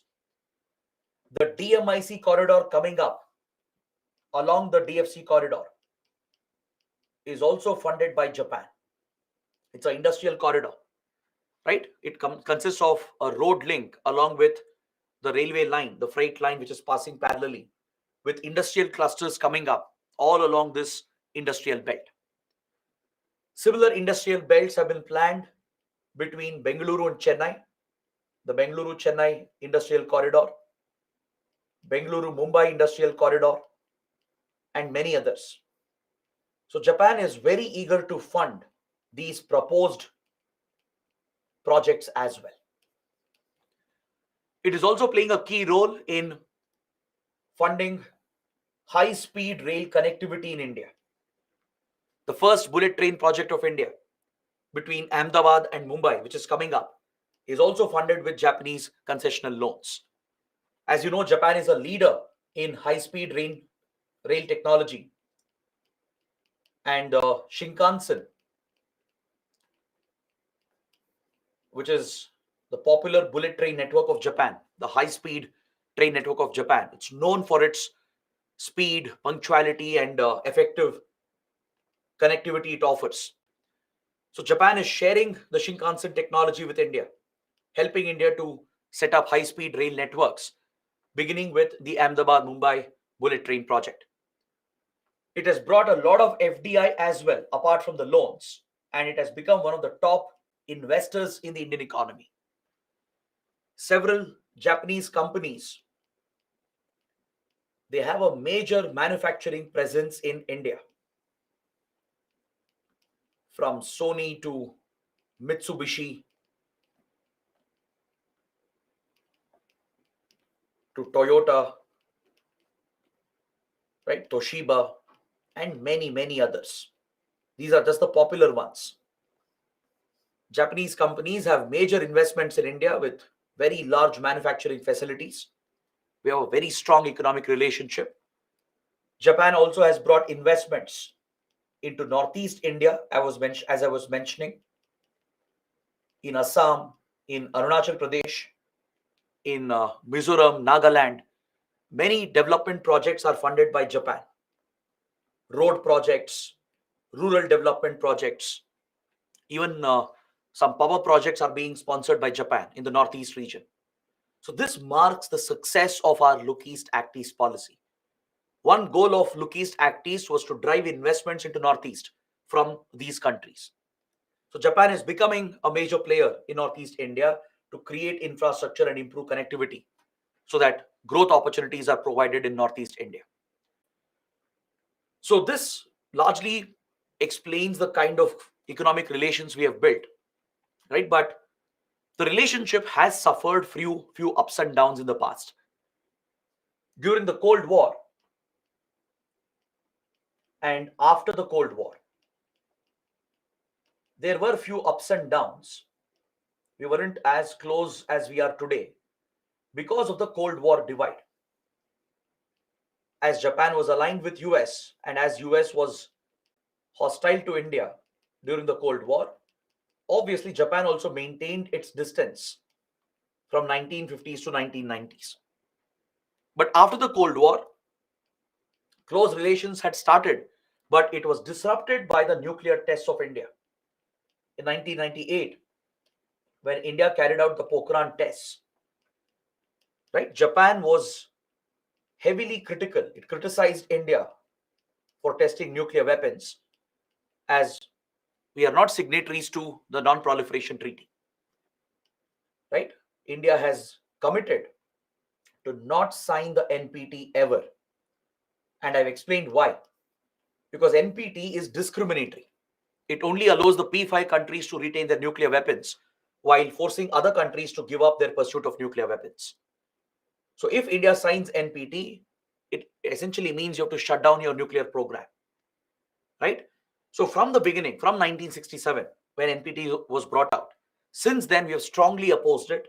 We have committed that we will never ever sign NPT because we want to retain the option of developing and possessing nuclear weapons for strategic reasons.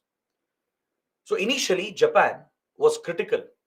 It criticized India's nuclear tests and joined US and Western countries and China in imposing economic and technological sanctions against India. So as a result, our ties were affected for a few years. Is that clear? Japan joined hands with US, China, and others who were critical of our nuclear tests because India was seen as a rogue state, a country which had violated international law and tested weapons against the Non-Proliferation Treaty and against the CTBT, the Comprehensive Test Ban Treaty. India has said we will never sign CTBT as well. Because if you sign this treaty, you cannot test nuclear weapons. It bans any kind of testing. This is again discriminatory for us because others have already tested their nuclear weapons. The P5 countries, the official nuclear weapon states, according to Non-Proliferation Treaty, they've all tested their nuclear weapons and possess nuclear weapons, which is a direct threat for India, especially the Chinese nuclear weapons are a threat to India. So we have said we'll never sign NPT and CTBT, and Japan was not happy with it. As Japan has a strong commitment to these treaties and non-proliferation, it was critical of India and joined all these countries to criticize India and impose economic technological sanctions on India. So after a brief period of disruption in the ties, very quickly the relationship was reset following the visit of Japanese Prime Minister Mori Yoshiro. Mori Yoshiro and Vajpayee, Prime Minister Vajpayee, started rebuilding the relationship because by early 2000, the rise of China became a concern for both India and Japan. It is primarily China and its aggressive rise which has brought us together again. Is that clear? Along with our economic ties, it is China's rise and aggression which has brought India-Japan closer. So in 2000, the relationship was reset. The issues related to nuclear weapons was forgotten and kept aside. And Japan even lifted all the sanctions within a few years. Because by 2004, we signed a nuclear deal with US itself. Right? Our ties with US started improving from 2001 after 9/11 attacks. And within 3 years, by 2004, we had signed the historic Indo-US nuclear deal. So as US gave recognition to our nuclear program and started lifting the sanctions, Japan also reset the relationship and lifted all the sanctions against India. So from here onwards, a close economic strategic partnership started forming. And to drive this economic relationship, we signed a free trade agreement. We signed an FTA called the Comprehensive Economic Partnership Agreement. Any FTA is designed to reduce your trade barriers. For any trade relationship between two countries, there will be two types of barriers that exist. One is your tariff related barriers. That is the barriers caused by taxation, the import duties, custom duties, anti-dumping duties, countervailing duties. You would have studied all these different taxes which are imposed on imports. These tariffs, if they are high, they act as a barrier against trade. It limits the trade opportunities. Then you have non-tariff barriers, which we studied under Bangladesh. These are barriers related to other issues, to non-tax related issues, like lack of connectivity, lack of infrastructure, your visa immigration policies, right? Then the various laws and regulations you have. So they form your non-tariff barriers. So any free trade agreement is generally designed to reduce these barriers to trade, to reduce the tariff barriers and non-tariff barriers. So in a FTA, both the sides will reduce the taxes, the import duties. They'll almost bring it to zero. They provide almost duty-free access, zero duty access. They'll address the non-tariff issues as well by providing for better connectivity, better border infrastructure and trade infrastructure. They'll relax the visa immigration policies. So more students, workers, and businessmen and professionals can move between the two sides. They'll also synchronize some of their laws and policies and regulations to make it easier for the industries and exporters and importers to operate. So FTAs provide for free movement. They are designed to provide for free movement of goods, services, investments, and in some cases, even free movement of people.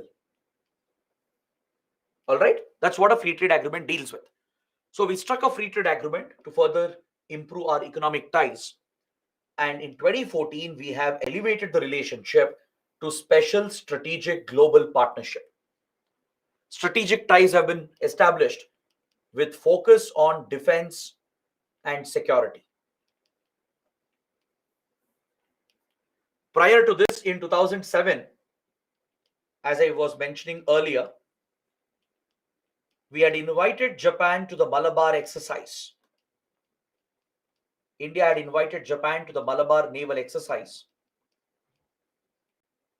which otherwise was a bilateral exercise between India and US.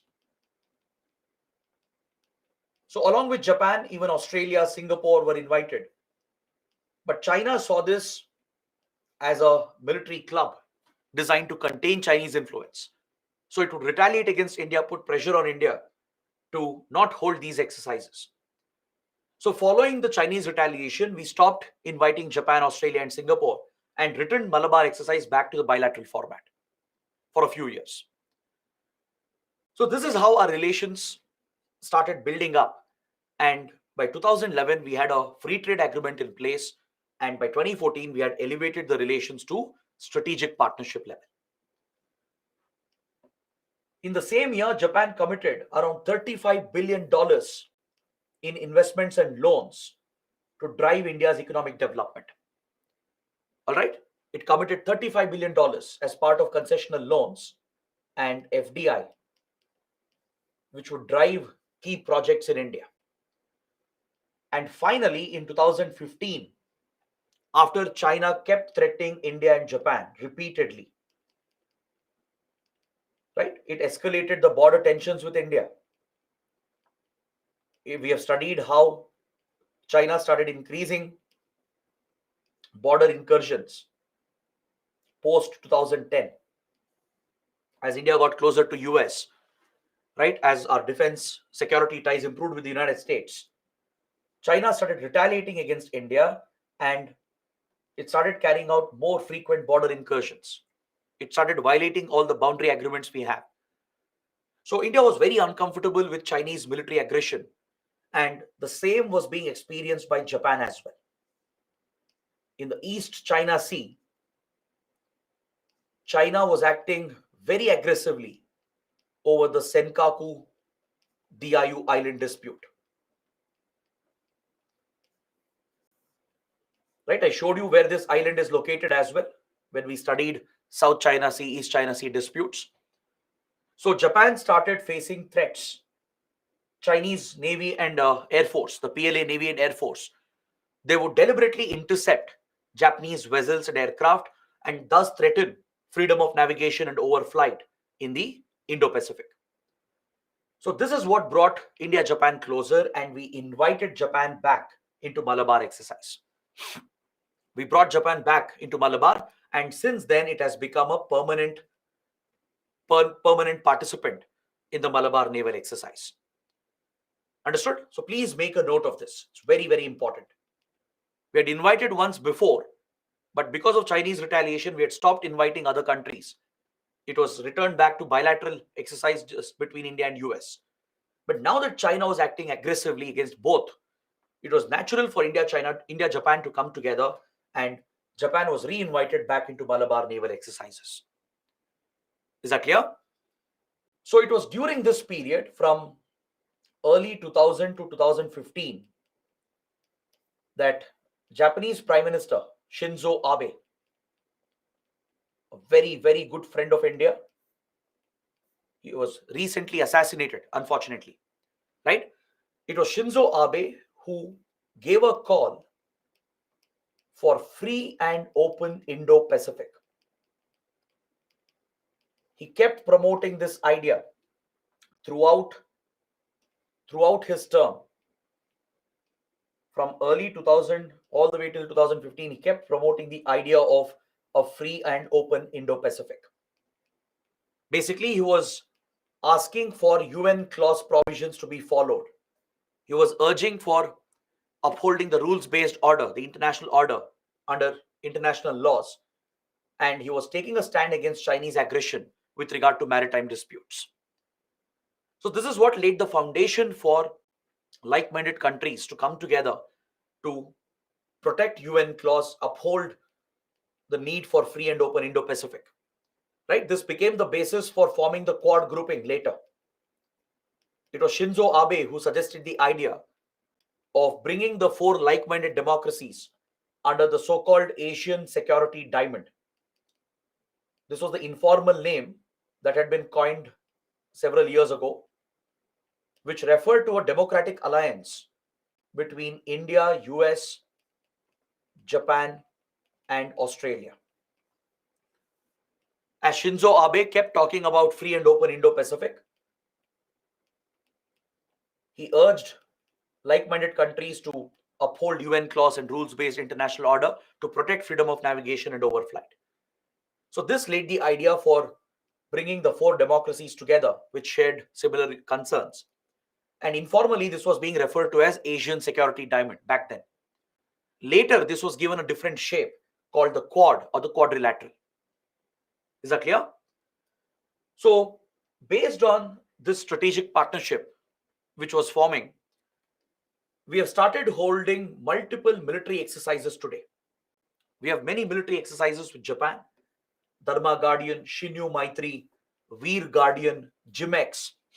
These are the various exercises we have with our respective armed forces and self-defense forces.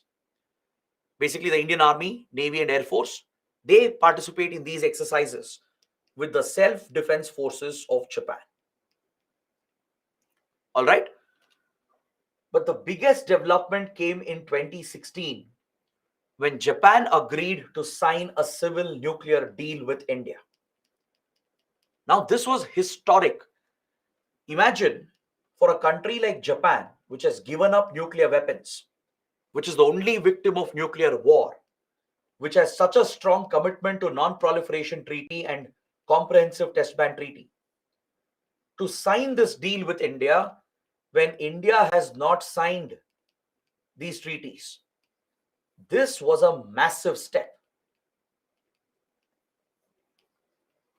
It showed the trust that had formed in the relationship. It was also a result of India-US nuclear deal, where the US had promised an NSG exemption for India, where US had promised to support and help India to gain membership to export control regimes such as Nuclear Suppliers Group without signing NPT or CTBT. So US was also playing a role in influencing other countries to support India to join NSG without signing NPT. Because signing NPT is a precondition to become eligible to join NSG as a member, to engage in nuclear commerce through Nuclear Suppliers Group. You have to sign NPT. It's a mandatory condition. But US agreed for an exemption for India by recognizing our responsible nuclear program. Because India also has a strong commitment for non-proliferation. We have never leaked nuclear secrets and material. Our nuclear program has been very safe and secure, and we are not responsible for any cases of nuclear proliferation. So the US recognized this and gave an exemption to India and agreed to support India to enter export control regimes such as the NSG. So a few years later, Japan would also recognize India's nuclear program. It would see that India has a responsible nuclear program with a clean track record, and it supported India's entry into NSG and signed a civil nuclear deal with India. Now, this is quite historic because Japan is a leader in the civilian nuclear domain. In the civilian nuclear domain, Japan has been a global leader. So India can access nuclear technology and material from Japan with the help of the nuclear deal. So today, all these countries are supporting our entry into NSG. But as we studied, it is only China which is blocking our entry. China is the only NSG member blocking India's entry into the club. Is that clear? So kindly understand the significance of this. There might be a 10 marks question where UPSC might ask you to illustrate the importance of India-Japan nuclear relations. So you have to talk about the entire background from Hiroshima, Nagasaki to Japan's commitment to non-proliferation treaty, its opposition to India's nuclear weapons and nuclear testing, how it affected the ties, how Japan also imposed sanctions on India, and then how it has been reset. That shows the complete turnaround and transformation in the relationship. Right? It shows the trust that exists today. It shows the strategic partnership which has formed today. In 2017, we even launched Asia-Africa Growth Corridor, which I was mentioning under India-Sri Lanka. And this is seen as a counter to China's Belt and Road Initiative. If China has Belt and Road Initiative, India, Japan have launched Asia-Africa Growth Corridor to fund infrastructure projects, connectivity projects across Asian and African countries. Is that clear? They're looking to take up joint projects where they will fund these initiatives and execute them together. We even established a 2+2 ministerial dialogue in 2019, which allows our foreign ministers and defense ministers to engage in a simultaneous discussion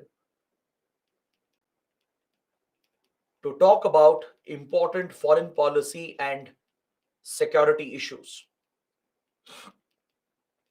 That's what a 2+2 dialogue means. Countries which are very close to each other, which have very close defense relations and foreign relations, they often establish this format of diplomatic dialogue called 2+2 dialogue. So 2+2 dialogue can be at the level of officials as well, between government officials from foreign ministry and defense ministry.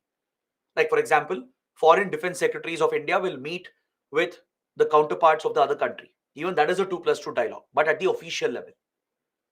But this can be elevated to the ministerial level, where cabinet ministers at the level of foreign and defense ministers, they meet simultaneously.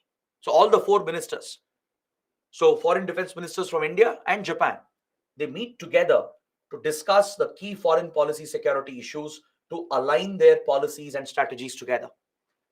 So such an important dialogue has been set up, the 2+2 ministerial dialogue. And last year, when Japan's Prime Minister Fumio Kishida visited India, he has announced another commitment of $42 billion worth of investments to India in the coming decade. This clearly shows that Japan is one of the biggest investors in India. Japanese loans and funds are critical for infrastructure projects in the country. And parallelly, we have built a very strong defense military relations and a strategic partnership to counter China. Today, we are considering procuring military equipment as well. Defense trade in defense technology is being considered. And India is interested in procuring the amphibious Shinmaiwa US-2 aircraft for the Indian Navy and the Coast Guard. This is a proposal which is present to enable the mobility of the Navy and the Coast Guard.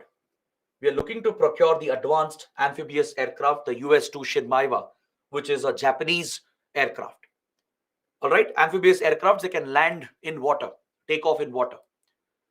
So it enables maritime forces like the Navy and Coast Guard to strengthen maritime security. It plays a critical role in maritime security. So we are considering to procure the Shinmaiwa US-2 aircraft, and you can see a complete alignment between our Act East policy and the free and open Indo-Pacific vision of Japan. There is a direct alignment that you find here. It's these common concerns and issues and factors that bring us together. Our Act East approach, our Indo-Pacific vision, aligns with Japan's vision of a free and open Indo-Pacific. Right? So this is the basis of the Quad, the quadrilateral.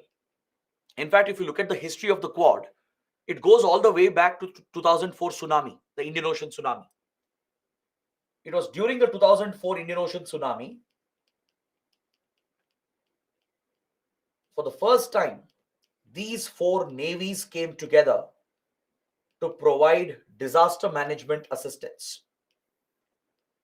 India, US, Japan, and Australia, through their navies, they cooperated with each other to provide HADR assistance to the affected countries.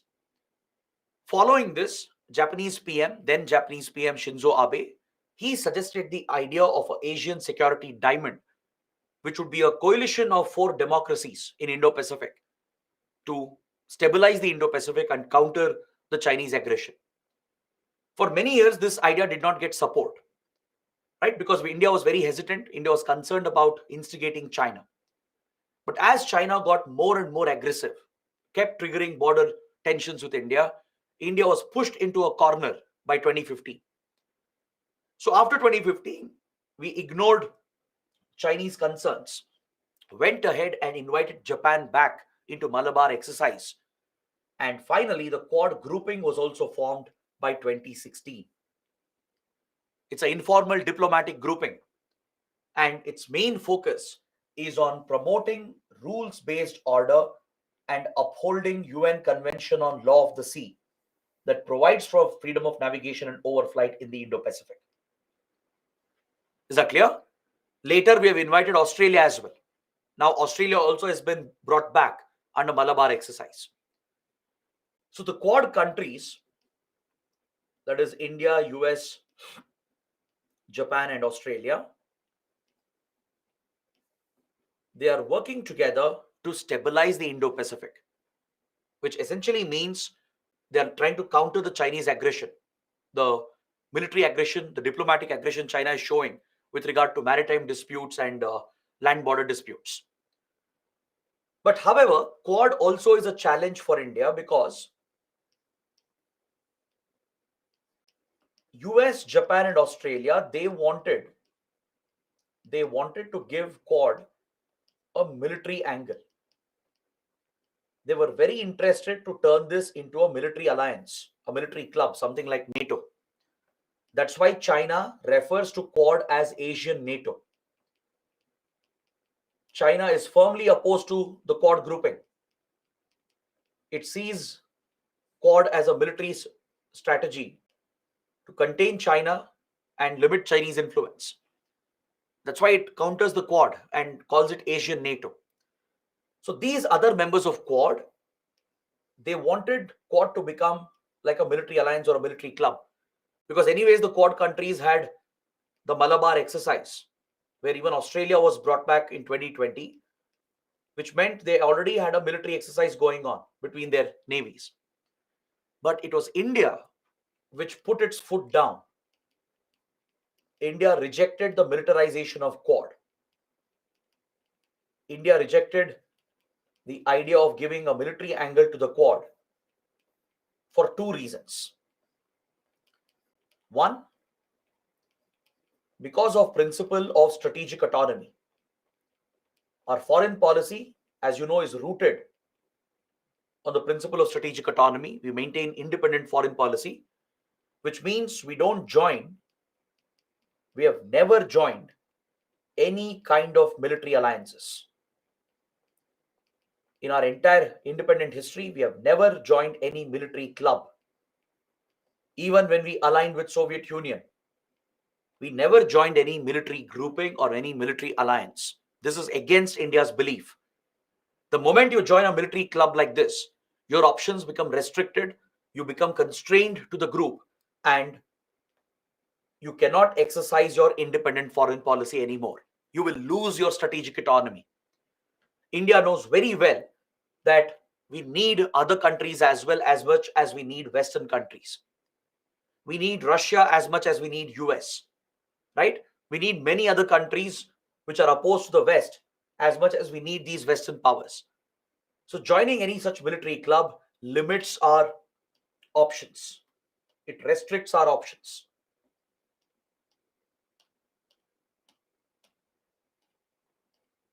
So that is why India was not at all interested in giving the military approach to the Quad grouping.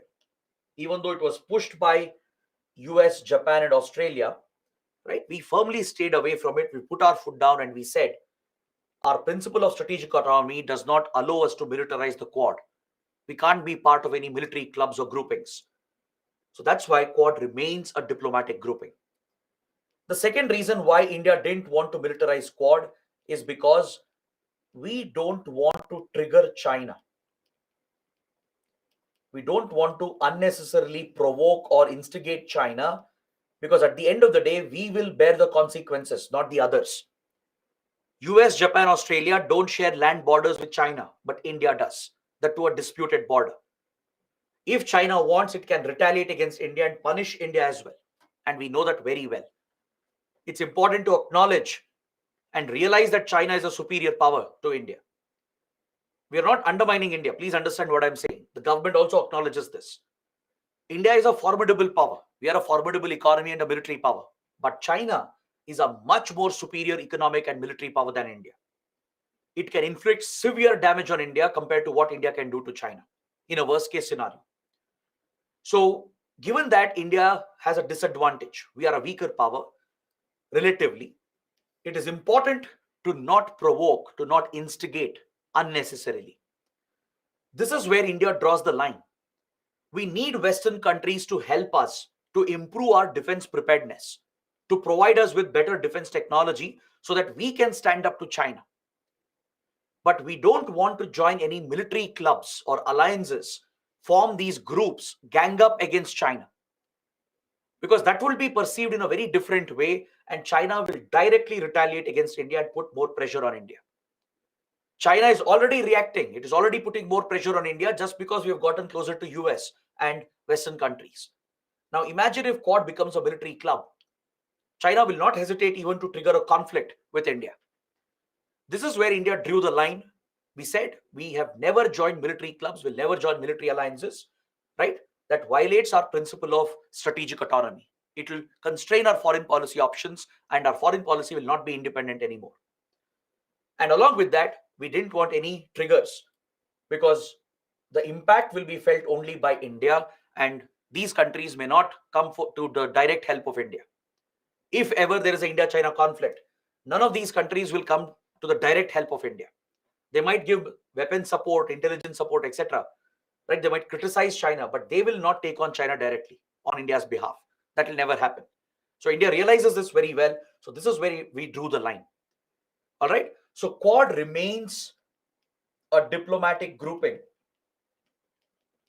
and not a military grouping. So instead, we have diversified the Quad, and today it is focusing on many other issues as well.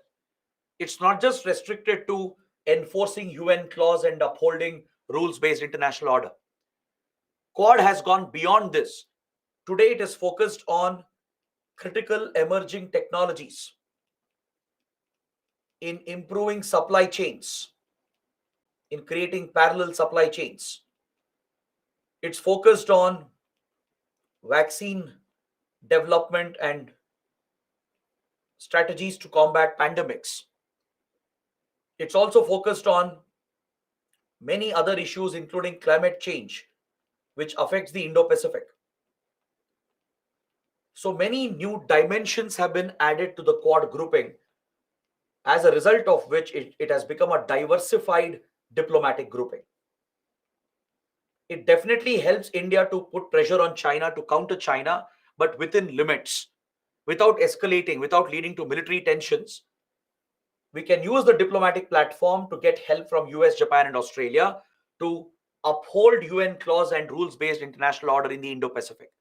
Along with that, we are collaborating in other areas, and as a result, Quad has become a vital grouping for India without crossing the red line, without affecting our independent foreign policy, without instigating China.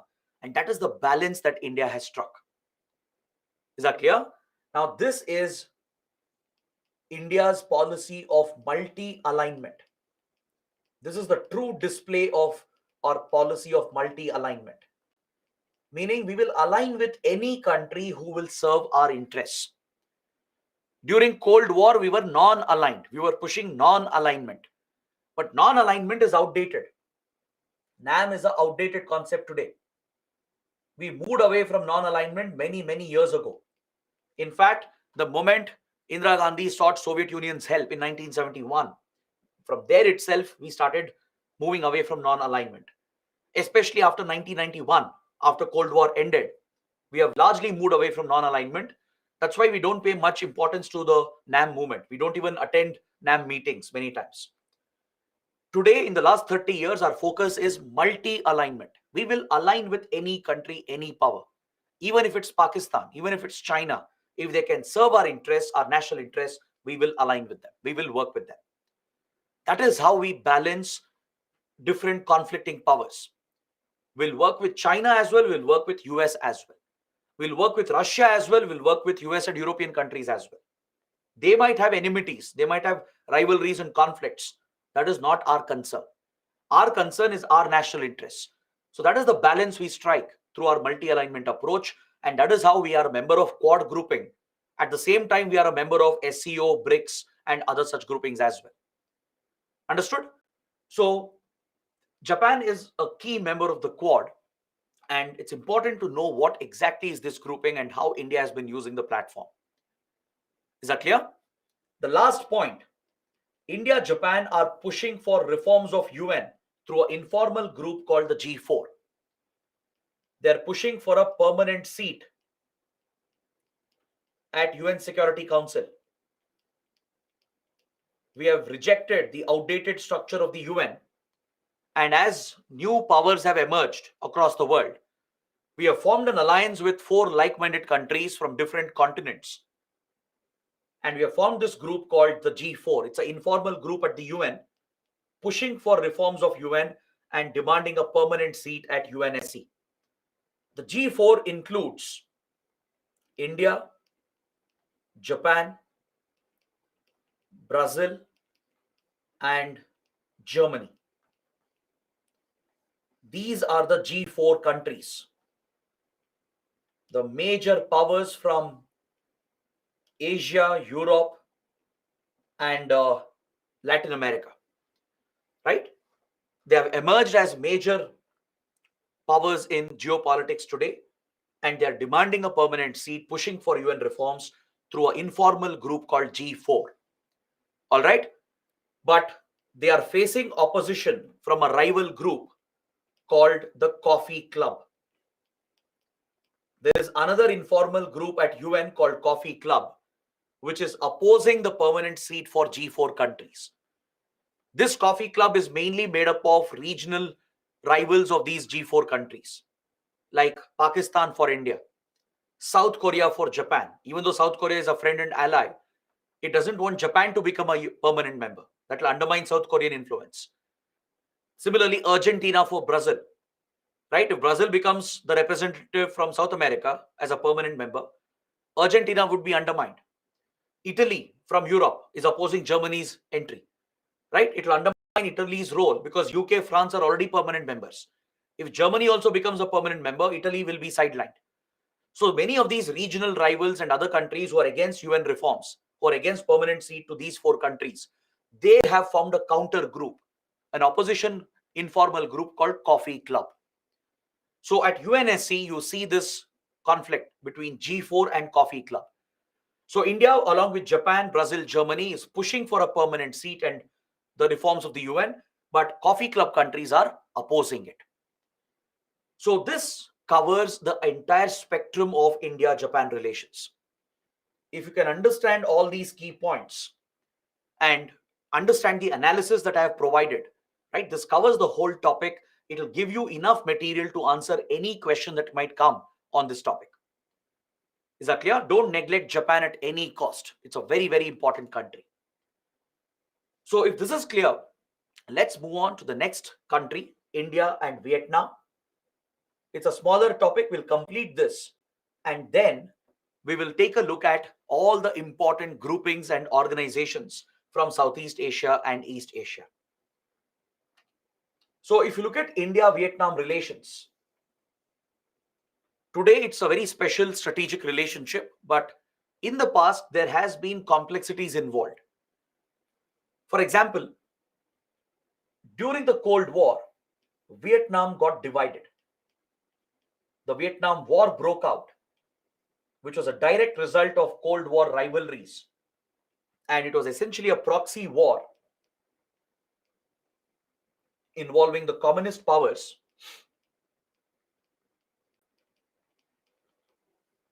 that is Soviet Union and China, which supported North Vietnam and the Communist Party of Vietnam, and the United States representing the Democratic Power Bloc. which backed democratic forces in South Vietnam. Immediately after Second World War, the Cold War rivalries had begun, where Western democratic power bloc led by US was engaged in a direct geopolitical rivalry with the communist power bloc, the Eastern power bloc led by the Soviets. This led to their proxy wars in every single country, from Central America to South America to West Asia, right? To the Korean Peninsula, to Vietnam, to India. In every part of the world, a covert proxy war broke out between US and the Soviet Union. This Cold War, where they were pushing their ideologies, the Eastern Soviet bloc was pushing communism and socialism. The Western bloc led by US and West European countries were pushing democracy and capitalism. This broke Vietnam into two, North and South Vietnam. The Communist Party of Vietnam led a revolutionary war with the support of Soviet and Chinese government. They would directly fund and arm North Vietnam's communist forces, triggering a conflict with the pro-democratic South Vietnamese forces, which were backed by the US. This conflict led to the direct military intervention of the US. As always, US is known for carrying out disastrous military interventions. And this was one of the initial disasters committed by the US. The US directly entered conflict, backing South Vietnam, and it committed brutal atrocities in this conflict. The US is accused of using chemical weapons, including Agent Orange or nerve gas, which today is a banned chemical weapon. Right? It carried out brutal military assaults, and it has led to large-scale human rights violations in Vietnam. But eventually, the communist forces won the war. The communist forces, with support from Soviet Union and China, they managed to fight back the South Vietnamese pro-democratic forces and the US military, and throughout the US military occupation. After more than a decade of war, after spending billions of dollars, losing thousands of soldiers, the US was frustrated with the conflict with no end, no results. And finally, it quit the country. It retreated, just like it exited Afghanistan, right? It left Vietnam and ran back. So this led North Vietnam to emerge victorious. The Communist Party won and reunified Vietnam. The pro-democracy movement was defeated, right? And Vietnam was reunified to form the current country that you have. So during this US military intervention and the conflict, India stood by Vietnam against any such military interventions. India opposes such unilateral military interventions. This was an ideological commitment of India during the non-aligned movement, which we were championing during the Cold War divide. This is where NAM becomes very crucial. See, many ridicule non-alignment. They dismiss and criticize non-alignment. But they are short-sighted. Those people are short-sighted because during this critical period from 1947 to 1970s, when the world was divided between ideologies and power blocks, it was India which championed a neutral third ideology. Being non-aligned doesn't mean you're not acting. It means you're making a choice, a decision not to align with these rival powers and add to the enmity and tensions. Rather, we were championing a neutral middle path, and that takes a lot of courage to do. So India became the leader at that point, using non-alignment as a strategy to strike balance between these power blocks. So we opposed any such unilateral military intervention, and that was our position regarding the Vietnam conflict. But by 1970s, by 1975, the Vietnam War ended with the Communist Party capturing control, and it reunified Vietnam. And since then, Vietnam became a single party communist state, just like China. Even today, Vietnam is a communist country ruled by a single party, the Communist Party. Is that clear? But it is entirely different from how China is today. China is authoritarian. There are no basic fundamental rights. It is very aggressive against neighbors. But Vietnam is not like that. Vietnam is the opposite of it. Vietnam is a thriving economy today. I don't know if you know this. Vietnam is one of the fastest growing countries in the world. It has become a technology hub, a research and innovation hub. Just like India is a IT hub and a startup hub, Vietnam also is a IT and startup hub today. There is a lot of collaboration happening between Indian and Vietnamese companies and startups, right? So that is the kind of transformation Vietnam has seen. But Vietnam also has faced a lot of challenges in the past.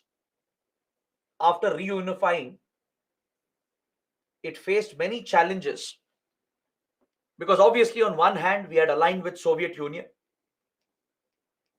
because of the American threat against India during 1971 war. We had clearly aligned with the Soviet Union. We had abandoned non-alignment, signed a treaty of peace and friendship with the Soviet Union, and became a close partner to the Soviet Union. We even started procuring arms and weapons and military equipment from Soviet Union. That's how we modernized our armed forces. The same happened with Vietnam. As the Communist Party came to power, it obviously aligned with Soviet Union during the Cold War and started procuring arms and weapons from Soviet Union. So this led India Vietnam to come closer, as we were both good friends of Soviet Union, procuring same military platforms, right? It created an alignment between India and Vietnam. But what really brought India Vietnam together is their common concern about Chinese aggression. Just like China has threatened India, increased border tensions, disputed our border, and even attacked India, fought a war against India. Similarly, China has done the same with Vietnam. In 1979, it attacked Vietnam over a land boundary issue. They have fought a brief war similar to our 1962 conflict.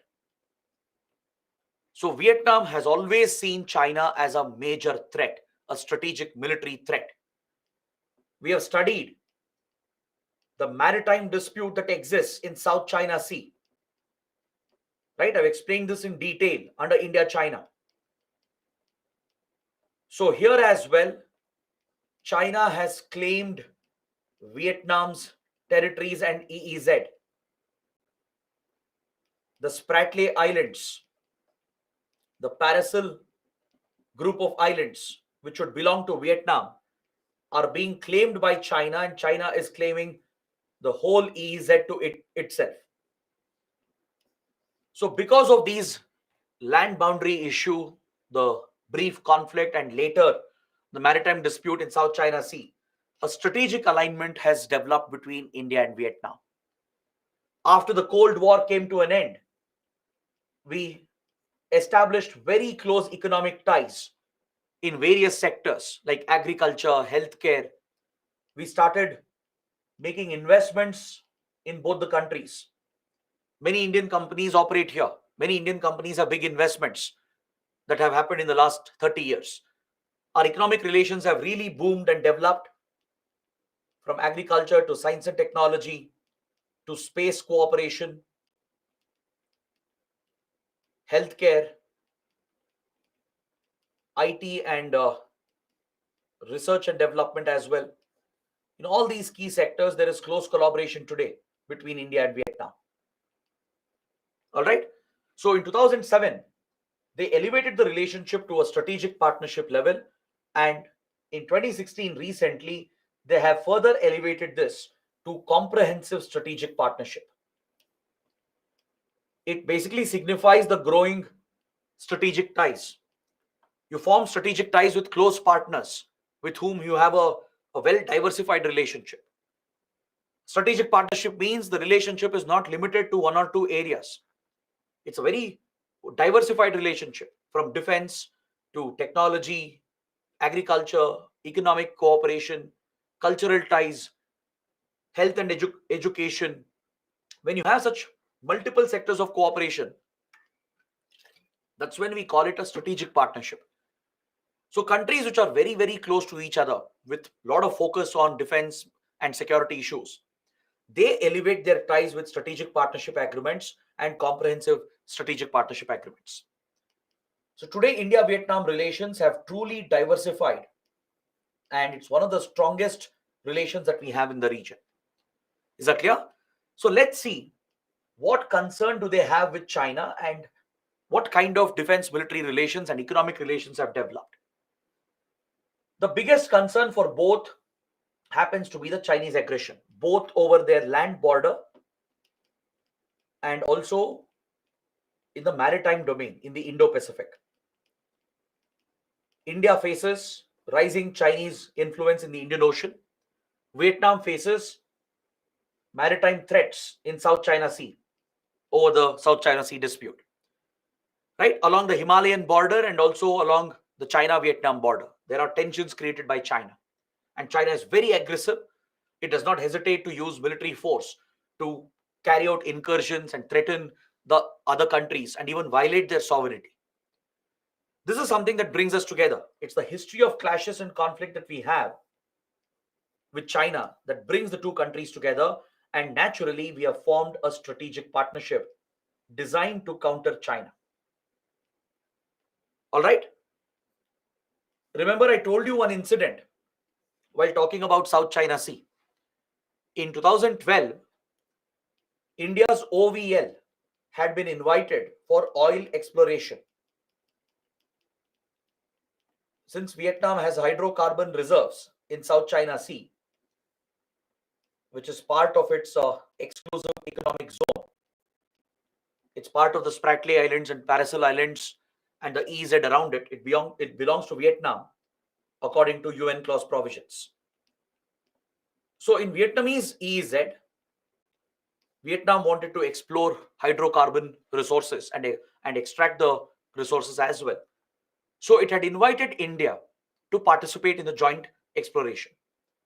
Accordingly, our ONGC Limited, its foreign arm, which is OVL, ONGC Videsh Limited, had sent a oil exploration ship which was escorted by the Indian Navy.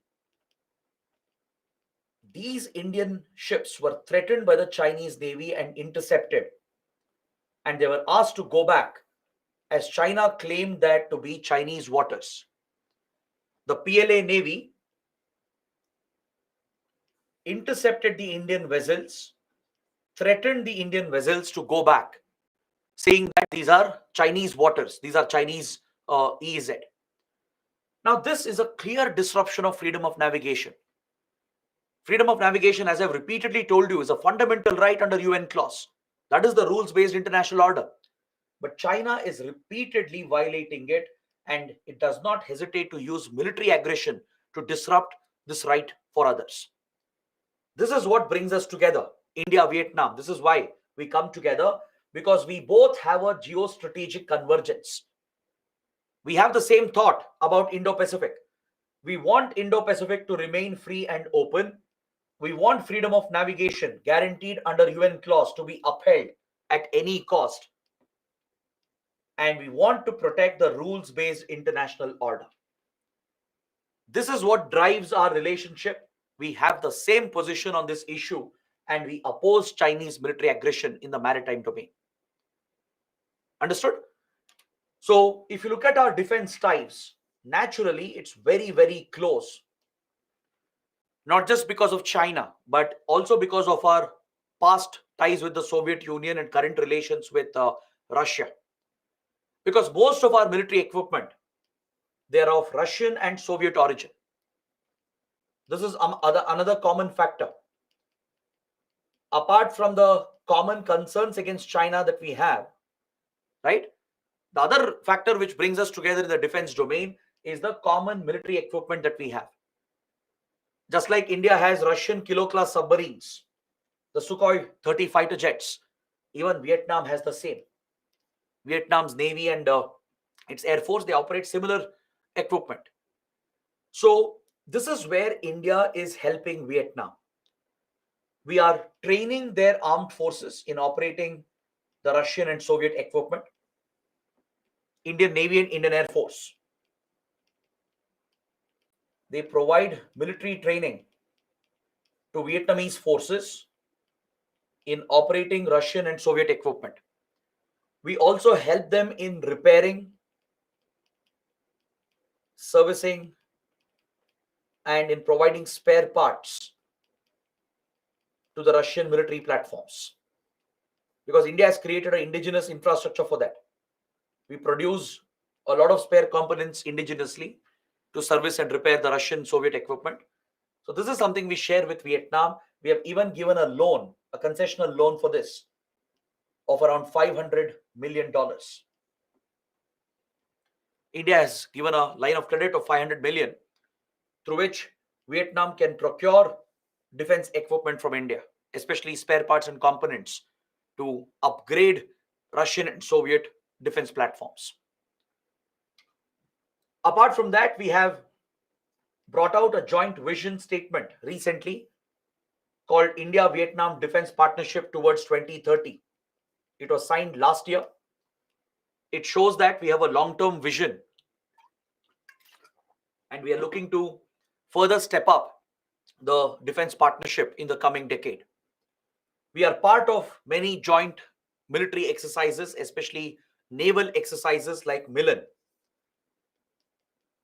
Indian Navy organizes the Milan multinational naval exercise. Multiple countries are invited from Singapore, Thailand, Indonesia, Sri Lanka, Bangladesh to Vietnam. Even Japan has been invited. Last year when we held Milan exercise, even Japan took part in it for the first time. So Vietnam is a major participant in the Milan exercise, which is a multinational exercise hosted by Indian Navy. We even have a bilateral naval exercise called WinBAX, Vietnam-India Naval Bilateral Exercise. And recently we have gifted a naval ship to Vietnam. Does anyone know the name of this naval vessel which India has gifted to Vietnam? It's a very recent development. Just a few weeks back, it was widely reported in newspapers. It was shown as a mark of growing defense relations between India and Vietnam. Kaustubh and Janvi have given the correct answer. Very good. It is INS Kirpan. This naval vessel has been given by India to Vietnam. It signifies our growing defense relations, especially in the naval and maritime domain. There is also a proposal for selling the BrahMos cruise missiles to Vietnam, and the talks are going on. Now, this will be a strategic development, a very, very big development. For many years, Vietnam has shown interest to procure the BrahMos. As you know, BrahMos is a joint venture between India and Russia, and it's one of the most advanced, fastest, and most accurate cruise missiles in the world. It can be used for precision strikes, right? And there are multiple variants of the BrahMos. You can fire this from land, you can fire this from the sea, and also from the air. It can be very useful to target terror camps which are hidden behind forests and mountains. It can be very useful to target precise enemy locations. It can be used even to target ships, right? Any surface targets. So BrahMos is a very versatile weapon jointly developed by India and Russia. So Vietnam has been showing interest for many years, and today the talks are going on. In the last few months, talks have accelerated to sell BrahMos from India to Vietnam. This will strengthen Vietnam's response against Chinese military aggression, especially in South China Sea. Right now, Chinese Navy is blatantly threatening Vietnam. With BrahMos, Vietnam can easily counter China and deter China as well. But however, India is little hesitant. Selling BrahMos would be an escalation from the Indian side. Some are arguing that if China can arm Pakistan and use Pakistan as a proxy against India, some are arguing that India should do the same. That we should arm Vietnam, give them even more military support, provide them BrahMos and other key platforms so they can counter China. But there is a hesitation on the Indian side that if we take up this step, if we sell BrahMos to Vietnam, that could be seen as a major escalation by China. China might retaliate, might put more pressure on India. So that's why the talks are going on, but it's been delayed. This proposal was made many years ago, actually. It's been delayed, it's a pending issue, but definitely the talks are going on and it might be finalized. You never know. India might agree to this and we might export BrahMos to Vietnam. Understood? Now, do you know, recently we have signed a deal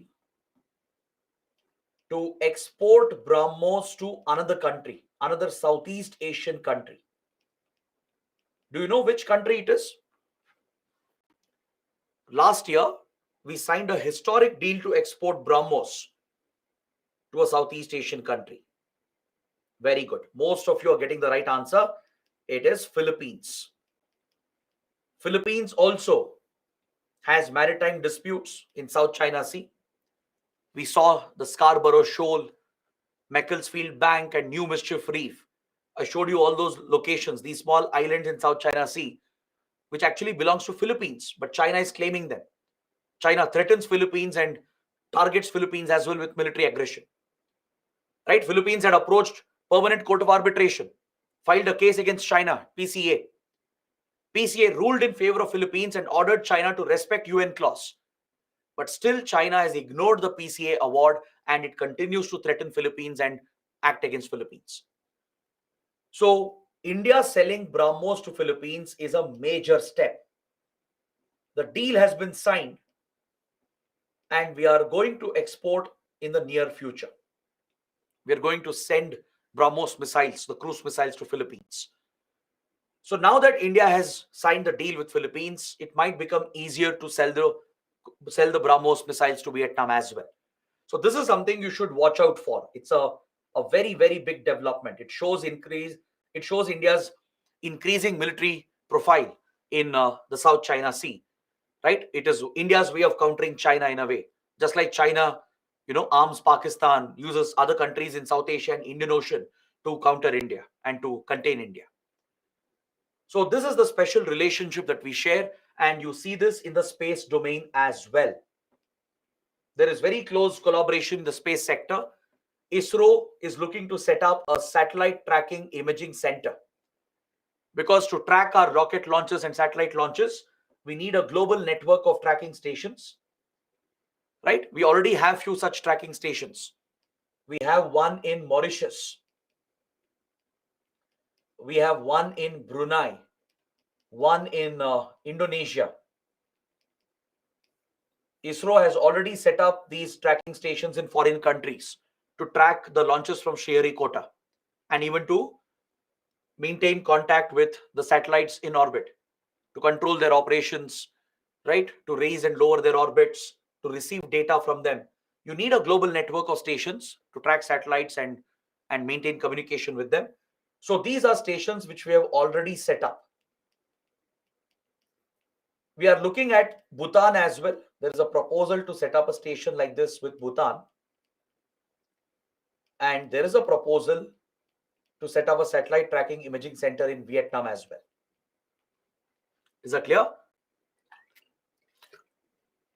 So this will be mutually beneficial, because it will not only help ISRO to set up a tracking station and better monitor the launches and control satellites in orbit.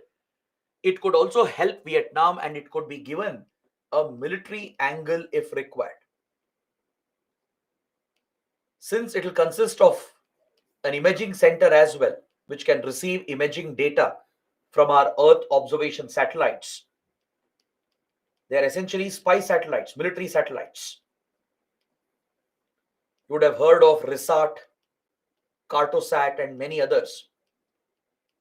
These advanced Earth observation satellites of India, they play a critical role in spying on the enemy, in monitoring enemy movement, in border surveillance, right? In monitoring enemy troop deployment.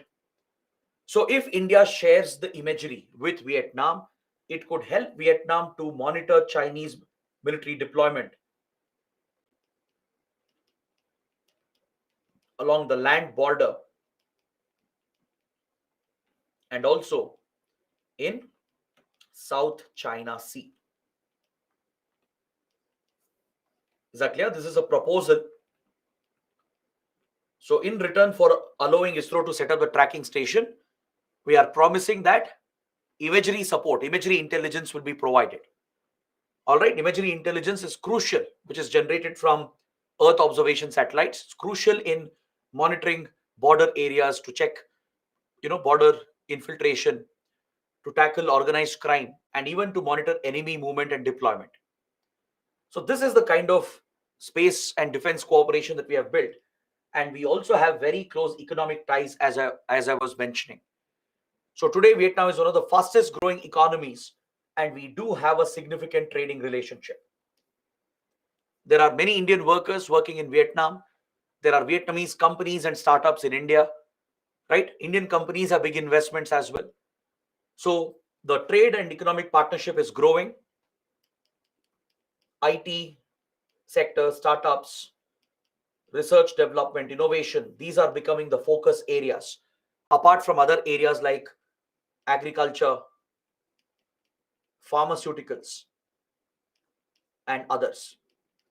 Like during COVID-19, we supplied essential medical items through Mission Sagar. Vietnam was one of the beneficiaries of Mission Sagar. We gave essential supplies to Vietnam as well during COVID-19. We have supplied vaccines as well under vaccine diplomacy.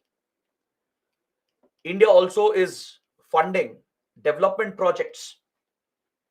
We provide concessional loans or line of credits for socio-economic welfare projects, either through ASEAN grouping or MGC grouping, where Vietnam is a member.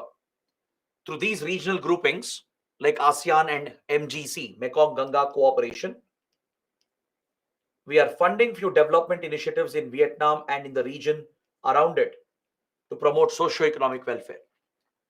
So this is the special relationship that we share with this country. And trust me, this is another important topic. You might get a question. We have got a question in prelims on Vietnam. You might get a mains question as well. So please pay attention to it. Both these countries are very, very important from Southeast and East Asia. Now let's quickly look at the last point. Let's look at the regional groupings and organizations of Southeast and East Asia. This is very factual. This is more important for your prelims. So I'll take you through important groupings of the region. You should understand who are the members, when was it set up, what is its main role and functions, what equation does India have with it. Such basic facts are needed. First, you have ASEAN, which is central to Southeast Asia. It's also the central pillar of our Look East, Act East policy. So it's a regional grouping. It's a political economic union of 10 Southeast Asian countries. As I told you, the 10 Southeast Asian countries, if you look at them individually, they are very small countries, small economies. They have their own individual strength. But when they come together collectively as a group, they become a formidable political, economic, and military organization. Because they have very close security ties as well. Is that clear? So it's a political, economic, and military grouping that brings these countries together. And now a 11th member is going to join. Recently, they have approved the membership of another country, but it's going to take some time before it formally joins. Does anyone know which country is it? Which will be the 11th member of the ASEAN? Very good. East Timor. East Timor is the new member. It's been approved last year, but it's yet to take place. Because the process of joining will take time. There are several formalities to be fulfilled. Maybe in another 2 years, East Timor will formally become the 11th member of ASEAN. As of now, it has only 10 countries, the 10 Southeast Asian countries. It was established in 1967 through the ASEAN Declaration or Bangkok Declaration. Since then, it has formed a free trade area providing for free movement of goods, services, investments. These countries have built close political, cultural ties, economic ties, and even close military defense relations as well. All right. So India's primary engagement with the region has been with ASEAN Group. when we launched our Look East policy in 1991, we put this into action in 1992 by establishing a sectoral dialogue with the ASEAN group. India realized that there's no point in dealing with these countries individually. See, bilaterally as well, we have good ties with them. But instead of approaching them bilaterally, instead of dealing with each country separately, we focused on the entire group. ASEAN became the pillar, the central pillar of our Look East policy. Even today, ASEAN is the focus of our Act East policy. So we established a sectoral dialogue in 1992 and became a full dialogue partner with the ASEAN Regional Forum, which is a much larger grouping created by ASEAN countries. We will discuss ASEAN Regional Forum as well. I'll show you who are the members. ASEAN Regional Forum, or ARF, it is a much larger grouping created by ASEAN countries. ASEAN itself has established this larger group. So India became a member of ARF, gained the status of full dialogue partner, and in 2002, we decided to hold annual summits. 1 decade after Look East policy, 1 decade after setting up sectoral dialogue with ASEAN, we decided to set up annual summit level interaction, meaning at the highest level, at the level of prime ministers, presidents, every year a India-ASEAN summit will take place. Is that clear? After each year's ASEAN and East Asia summit, which take place together, one after the other, we will hold a India-ASEAN summit as well. We are invited every single year to participate in ASEAN Meet and East Asia Summit. We are a member of East Asia Summit as well.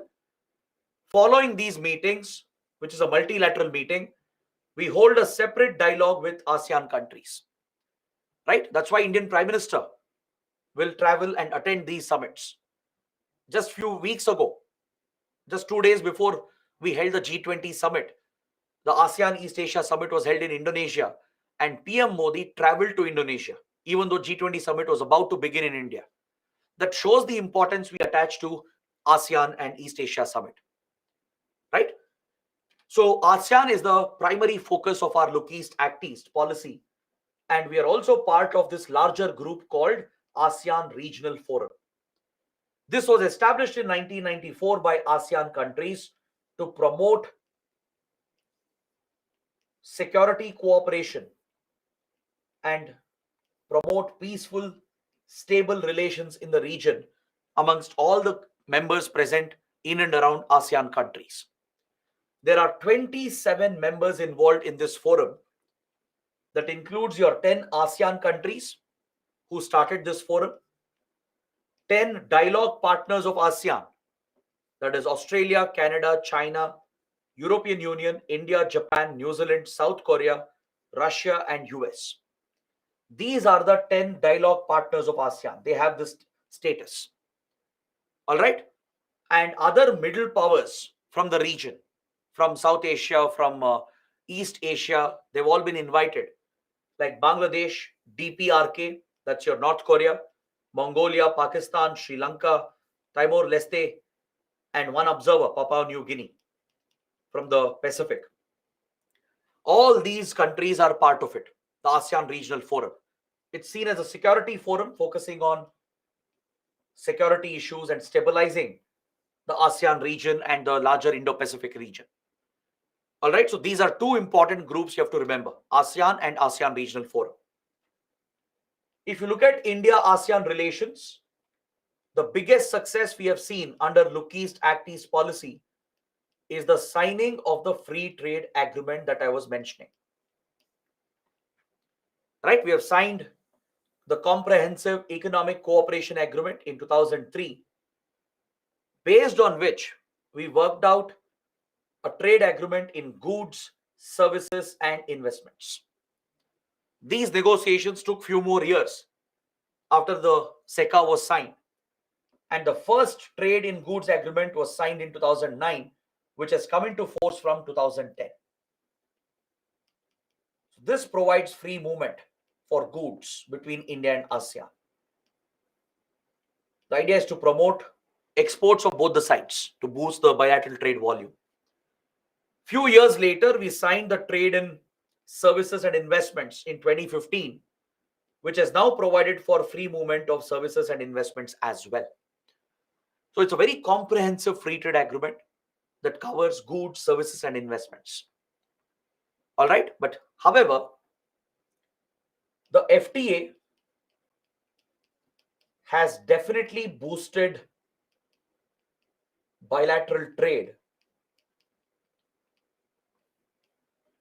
It has increased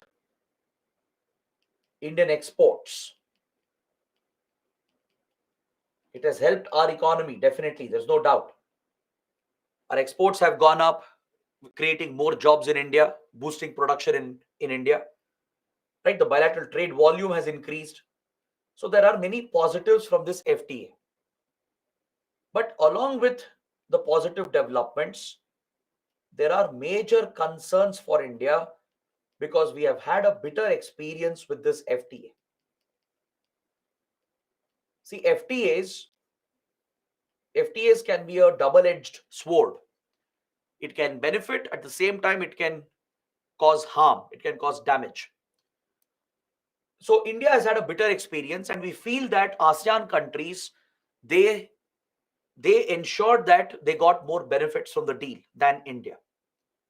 There are certain specific issues and concerns that we have. That's why we feel that we had a bitter experience with the FTA. And that's why for almost 10 plus years, we never signed another FTA. Until last year, India did not sign any trade agreement with any country. We even stopped these trade negotiations because of this bitter experience with ASEAN. One major concern India had was the flood of cheap imports from ASEAN market. There was a flood of cheap imports into India, which has affected several domestic industries.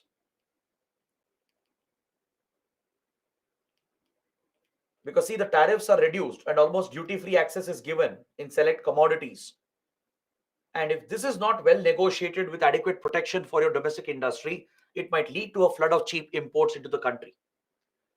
So with this FTA, we have had this experience where, for example, the coconut industry in Kerala has taken a big hit because of cheaper coconut products coming from Thailand and Indonesia. The coffee industry in Karnataka has taken a hit because of cheaper coffee coming from Vietnam.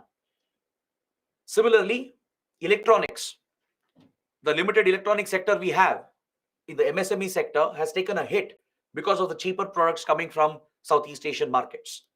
So this is one impact where our farmers, our MSME industry has been affected. The second concern is that there is no rules of origin requirement under the deal. Now, what do you mean by this? It essentially refers to where the product is originating from. If a commodity is being exported to India under the FTA, or if India is exporting a commodity to ASEAN market under the FTA, it's important to establish where is this product coming from. Was it really manufactured, produced in these countries so that they can enjoy the benefits of FTA? So for that, you should have a rules of origin requirement where you can establish that at least this percentage of the product was made here in this country. See, in today's globalized world, no product gets made in just one country. Most of the products, right, they go through the entire supply chains. They get spare parts from around the world. They go through assembly chains around the world, and that's how you get your finished product. But under FTA, you need at least a certain percentage of domestic value addition to be made to ensure that only those countries who are part of FTA can enjoy the benefits. Now, problem is if you don't have a rules of origin requirement, third parties might exploit. Third parties might exploit the FTA. Traders, exporters from other countries, especially from China, they have misused India-ASEAN FTA route to dump goods on the Indian market. China is not supposed to enjoy these benefits. This is only for India and ASEAN. But since there is no rules of origin requirement which mandates minimum value addition, Chinese products are being pushed into Southeast Asia and then re-exported to India under the FTA route, under the reduced duty route. We studied under India-China how China dumps goods on India, and we have levied taxes, anti-dumping duties to block Chinese goods into the Indian market. To protect our domestic industry, right, we have created trade barriers with China. But Chinese traders are bypassing this. They're easily bypassing the trade measures we have against China by coming from Southeast Asian route. They send the products to Southeast Asia, make some basic changes, and re-export that to India. So they're taking the benefit of this FTA, which harms our domestic industry. This is a concern which was not met. And the other problem is there is no review mechanism after a period of time. No dispute settlement. If you have disputes or issues, there is no platform to settle them under the FTA. So this has been a concern for India. That's why we feel we should have negotiated the deal better. ASEAN countries, which were more formidable together, they pushed India, they struck a better deal, right? And once it was implemented, then India realized the drawbacks. So because of this bad experience, we did not sign FTAs for almost 10 years. We moved away from even FTA talks and stopped all FTA negotiations. It's only last year that we have signed trade agreements again. Understood? So this is one bitter experience we have had, but definitely it has boosted trade. It has increased exports for both. It has contributed to closer relations. But these are the concerns we have. The flood of cheap imports affecting our industries. No rules of origin, because of which third parties are misusing it to dump goods on India. And no review option and no dispute settlement platform. All right. So this is where I would like to stop my discussion for today. Let's pick it up tomorrow. We have just few small topics left. We'll wrap it up and we will be looking at Central Asia and West Asia in the coming classes. So let's quickly take